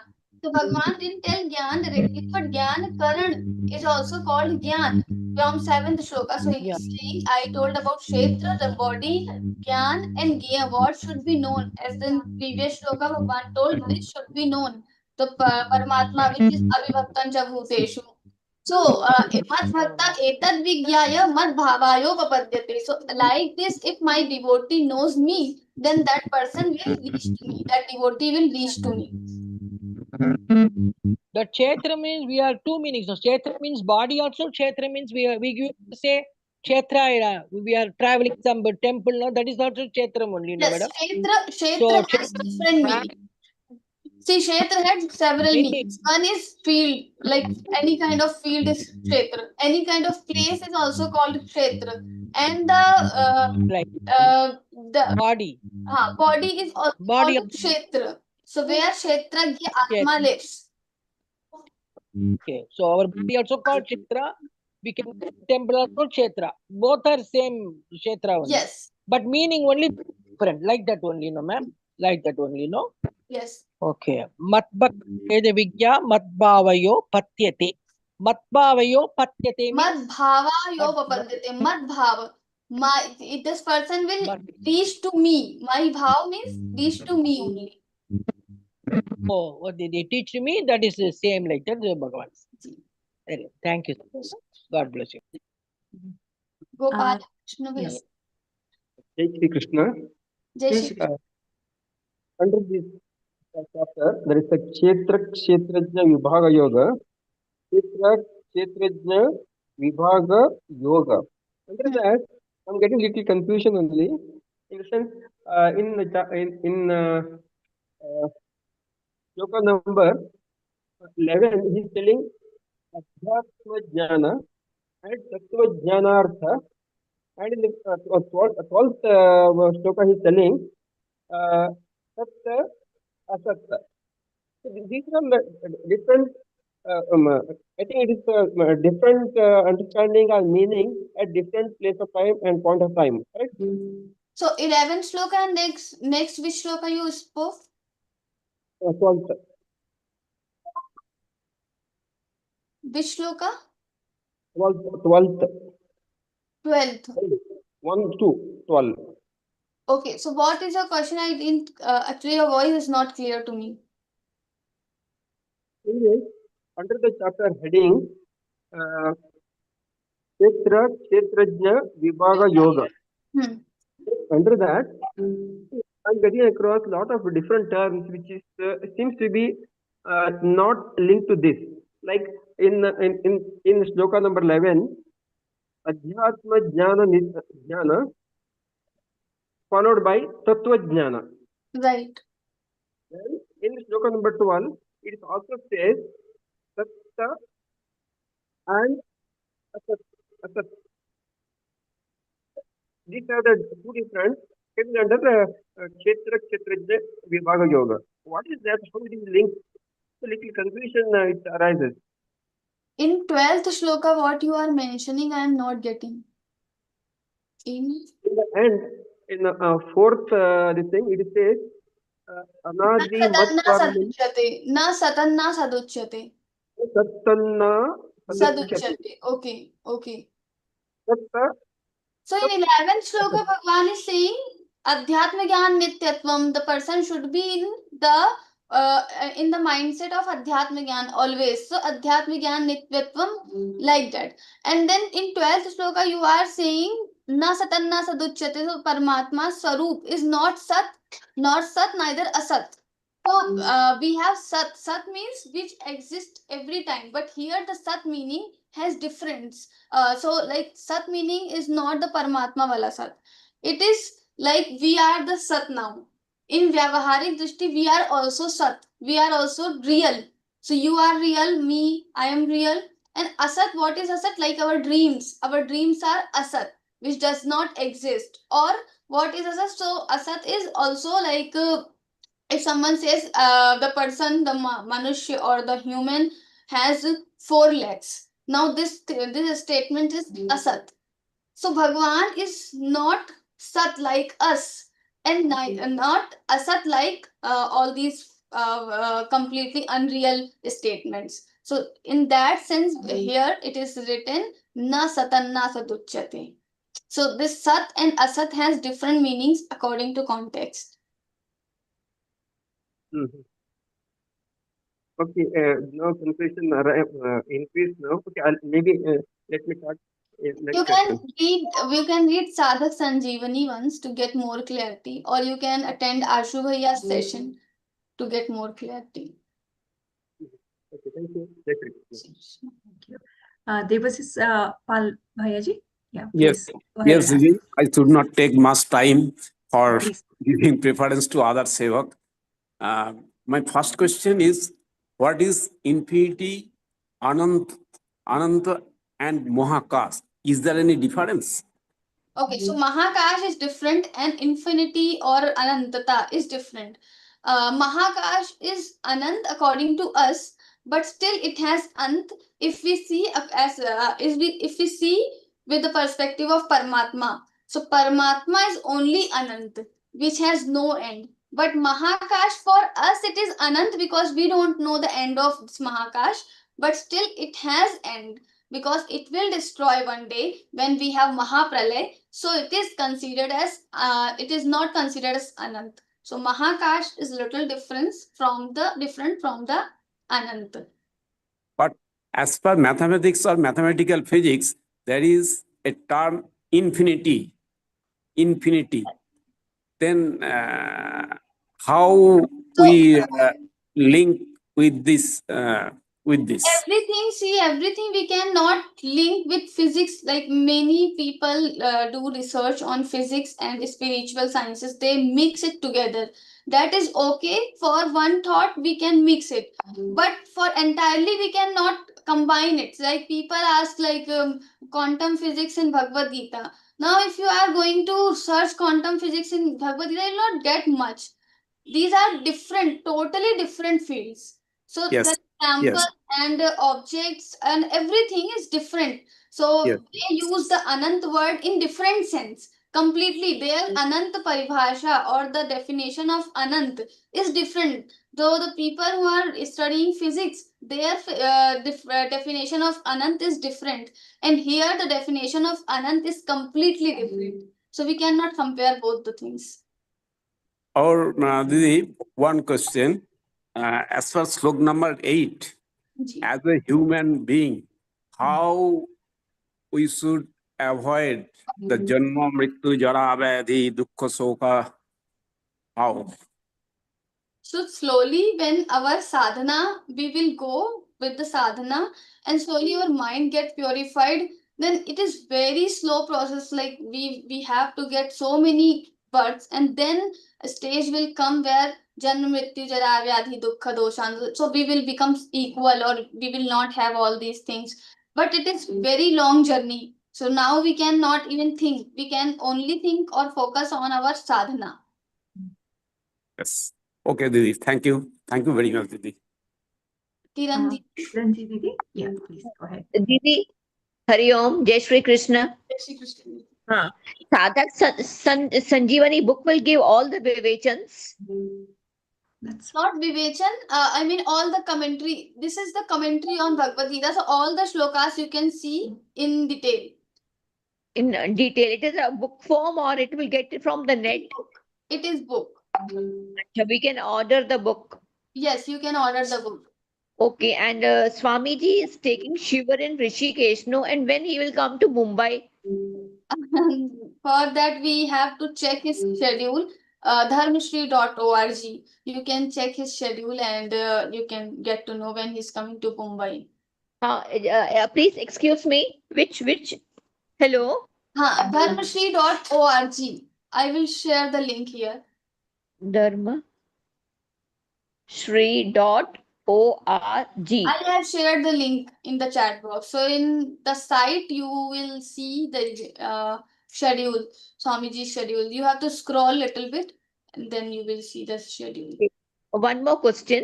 Any कोई नियम और संयम और नियम है उनसे कैसे मतलब मिल सके और ये आपको जब भी मिलना है, आप किसी कार्यकर्ता से कनेक्ट हो जाइए. अगर स्वामी जी आपके आसपास आ रहे हैं, तो वहां पर फिर देख सकते हैं कुछ मतलब. उनसे वो दीक्षा लेते हैं तो दीक्षा का कोई नियम है क्या? संयम दीक्षा नियम का भी नियम है. कथाओं में वो अपने कथाओं के लास्ट सेकेंड डे मोस्टली दीक्षा देते हैं. अभी ऋषिकेश में भी देंगे और बाकी जगह पर भी देते हैं. तो आप उनसे वहां पर दीक्षा भी ले सकते हैं. लेकिन जिसने पूरा गीता को बाय हार्ट नहीं किया है, खाली फर्स्ट टाइम मैं जैसे कर रही हूँ, देंगे? हाँ बिल्कुल देंगे. वो सभी को देते हैं. अच्छा, मतलब उनका दीक्षा is a shloka that full time we have to recite? नहीं, Diksha is something like he will give you mantra and also it will be like the spiritual guidance for you for lifetime. So that's why we should be very careful when we are going for the diksha. We cannot take randomly. So if you have full faith in Swamiji, then only you should go and you should take the diksha. Okay, just share what is dharmashri.org. I have shared in the chat box and I have shared his schedule also. Swamiji's schedule also I have shared. In Mumbai, he is coming on 14th November to 20th November. Adi Shankaracharya Katha is there. So he'll coming to Mumbai. It is in the chat box now. Yeah. Yeah, he'll come Mumbai from 14th to 20th September. Okay. Thank you. Jai Shri Krishna. Kavita ji Didi, Sai Tanvi ji Didi is interested and she wanted to know the link or how to get that link to that Bal Sakha group, how to join that group. Okay, seva.learngeeta.com. You can directly fill the form from here. seva.learngeeta.com. Sharing the link. Sure. Thank you, Didi. Yeah. Sai Tanvi Didi, you can check the chat box, and Kavita ji Didi has shared the link. Please go ahead, go there and look for the Bal Sakha department. Okay. Yes. Yeah. Hope that answered your question. And now, Kunj Didi, please go ahead. Jai Shri Krishna. Jai Shri Krishna. Didi, I wanted to know that what is the process of joining Bal Sakha group? I have just shared the group seva.learngeeta.com. If your age is below 18, then you can click on this link and you can join Bal Sakha. You will have 11 options. You have to choose Bal Sakha and fill the form accordingly, and you will be joined to Bal Sakha group. Okay, Didi. And Didi, Swamiji, when does he comes to Ranchi also? Actually, we live in East Singapore, Right Jharkhand. now, he comes to Jharkhand, Ranchi everywhere, but I think Jharkhand is not scheduled yet. So maybe he'll come in future. Right now, it is not We are waiting. Yeah, Didi, we are waiting since very long. Whenever he'll come, you can get connected with a local team. You will get the information. Okay, okay, Didi. Or you can just simply follow his social media handles, Swami Govind Dev Giri.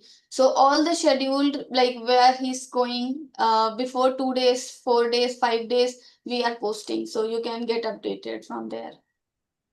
Okay, Didi. Okay, thank you. Thank you so much, Didi. Jai Shri Krishna. Okay. Yeah. There was one question in the chat box, Kavita ji Didi, from Vijay Kumari Didi. Vijay Kumari Didi, if you're here, you can actually raise your hand, and otherwise I'll just, she wanted to know the little meaning of the shloka, 18th shloka, Didi.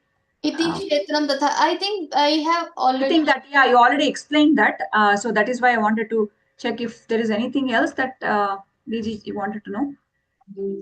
Oh, okay. Yeah.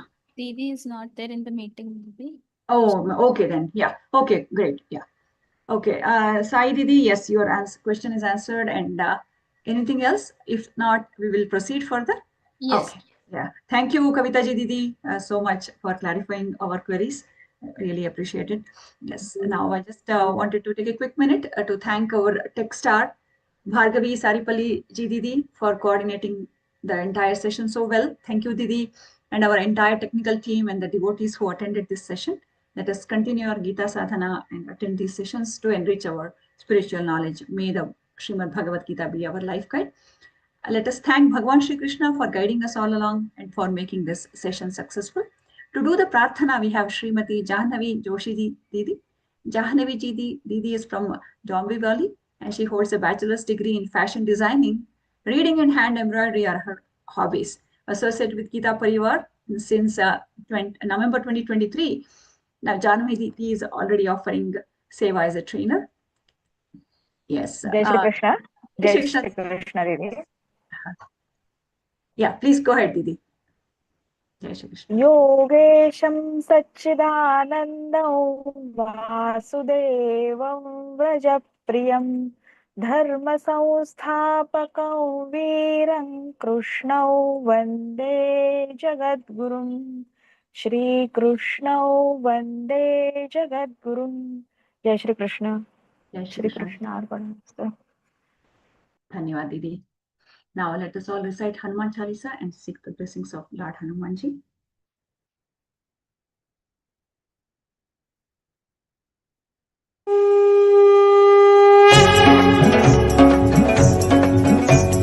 Shri गुरु चरण सरोज रज निज मन मुकुर सुधारि बरन रघुबर बिमल जसु जो दायक फलचारि बुद्धिहीन तनु जानिके सुमिरौ पवन कुमार बल बुद्धि विद्या देहु मोहि हरहु कलेश विकार जय हनुमान ज्ञान गुण सागर जय कपीसति लोक उजागर रामदूत अतुलित बल धामा अंजनी पुत्र पवन सुत नामा महावीर विक्रम बजरंगी कुमति निवार सुमति के संगी कंचन बरन विराज सुबेसा कानन कुंडल कुंचित केसा हाथ वज्र ध्वजा विराजय कांधे मूंज जनेऊ साजय शंकर सुवन केसरी नंदन तेज प्रताप महाजगवंदन विद्यावान गुणी अति चातुर राम काज करिबेको आतुर प्रभु चरित्र सुनिबेको रसिया राम लखन सीता मन बसिया सूक्ष्म रूप धरि सिंहि दिखावा विकट रूप धरि लंक जरावा भीम रूप धरि असुर सहारे रामचंद्र के काज सवारे लाय सजीवन लखन जियाए श्री रघुवीर हर्षि उर लाए रघुपति कीनी बहुत बड़ाई तुम मम प्रिय भरत ही समभाई सहस बदन तुम रोजस गावै अस कहि श्रीपति कंठ लगावै सनकादिक ब्रह्मादि मुनीसा नारद सारद सहित अहिसा जम कुबेर दिगपाल जहाते कवि कोविद कहि सके कहाते तुम उपकार सुग्रीव ही कीन्हा राम मिलाय राजपद दीना तुम्हरो मंत्र विभीषण माना लंकेश्वर भय सब जग जाना जुग सहस्र जो जन पर भानु लील्यो ताहि मधुर पल जानु प्रभु मुद्रिका मेलि मुख माहि जलधि लांघि गए अचरज नाही दुर्गम काज जगत के जेते सुगम अनुग्रह तुमरे तेते राम दुआरे तुम रखवारे होत न आज्ञा बिनु पैसारे सब सुख लहै तुम्हारी सरना तुम रक्षक काहू को डरना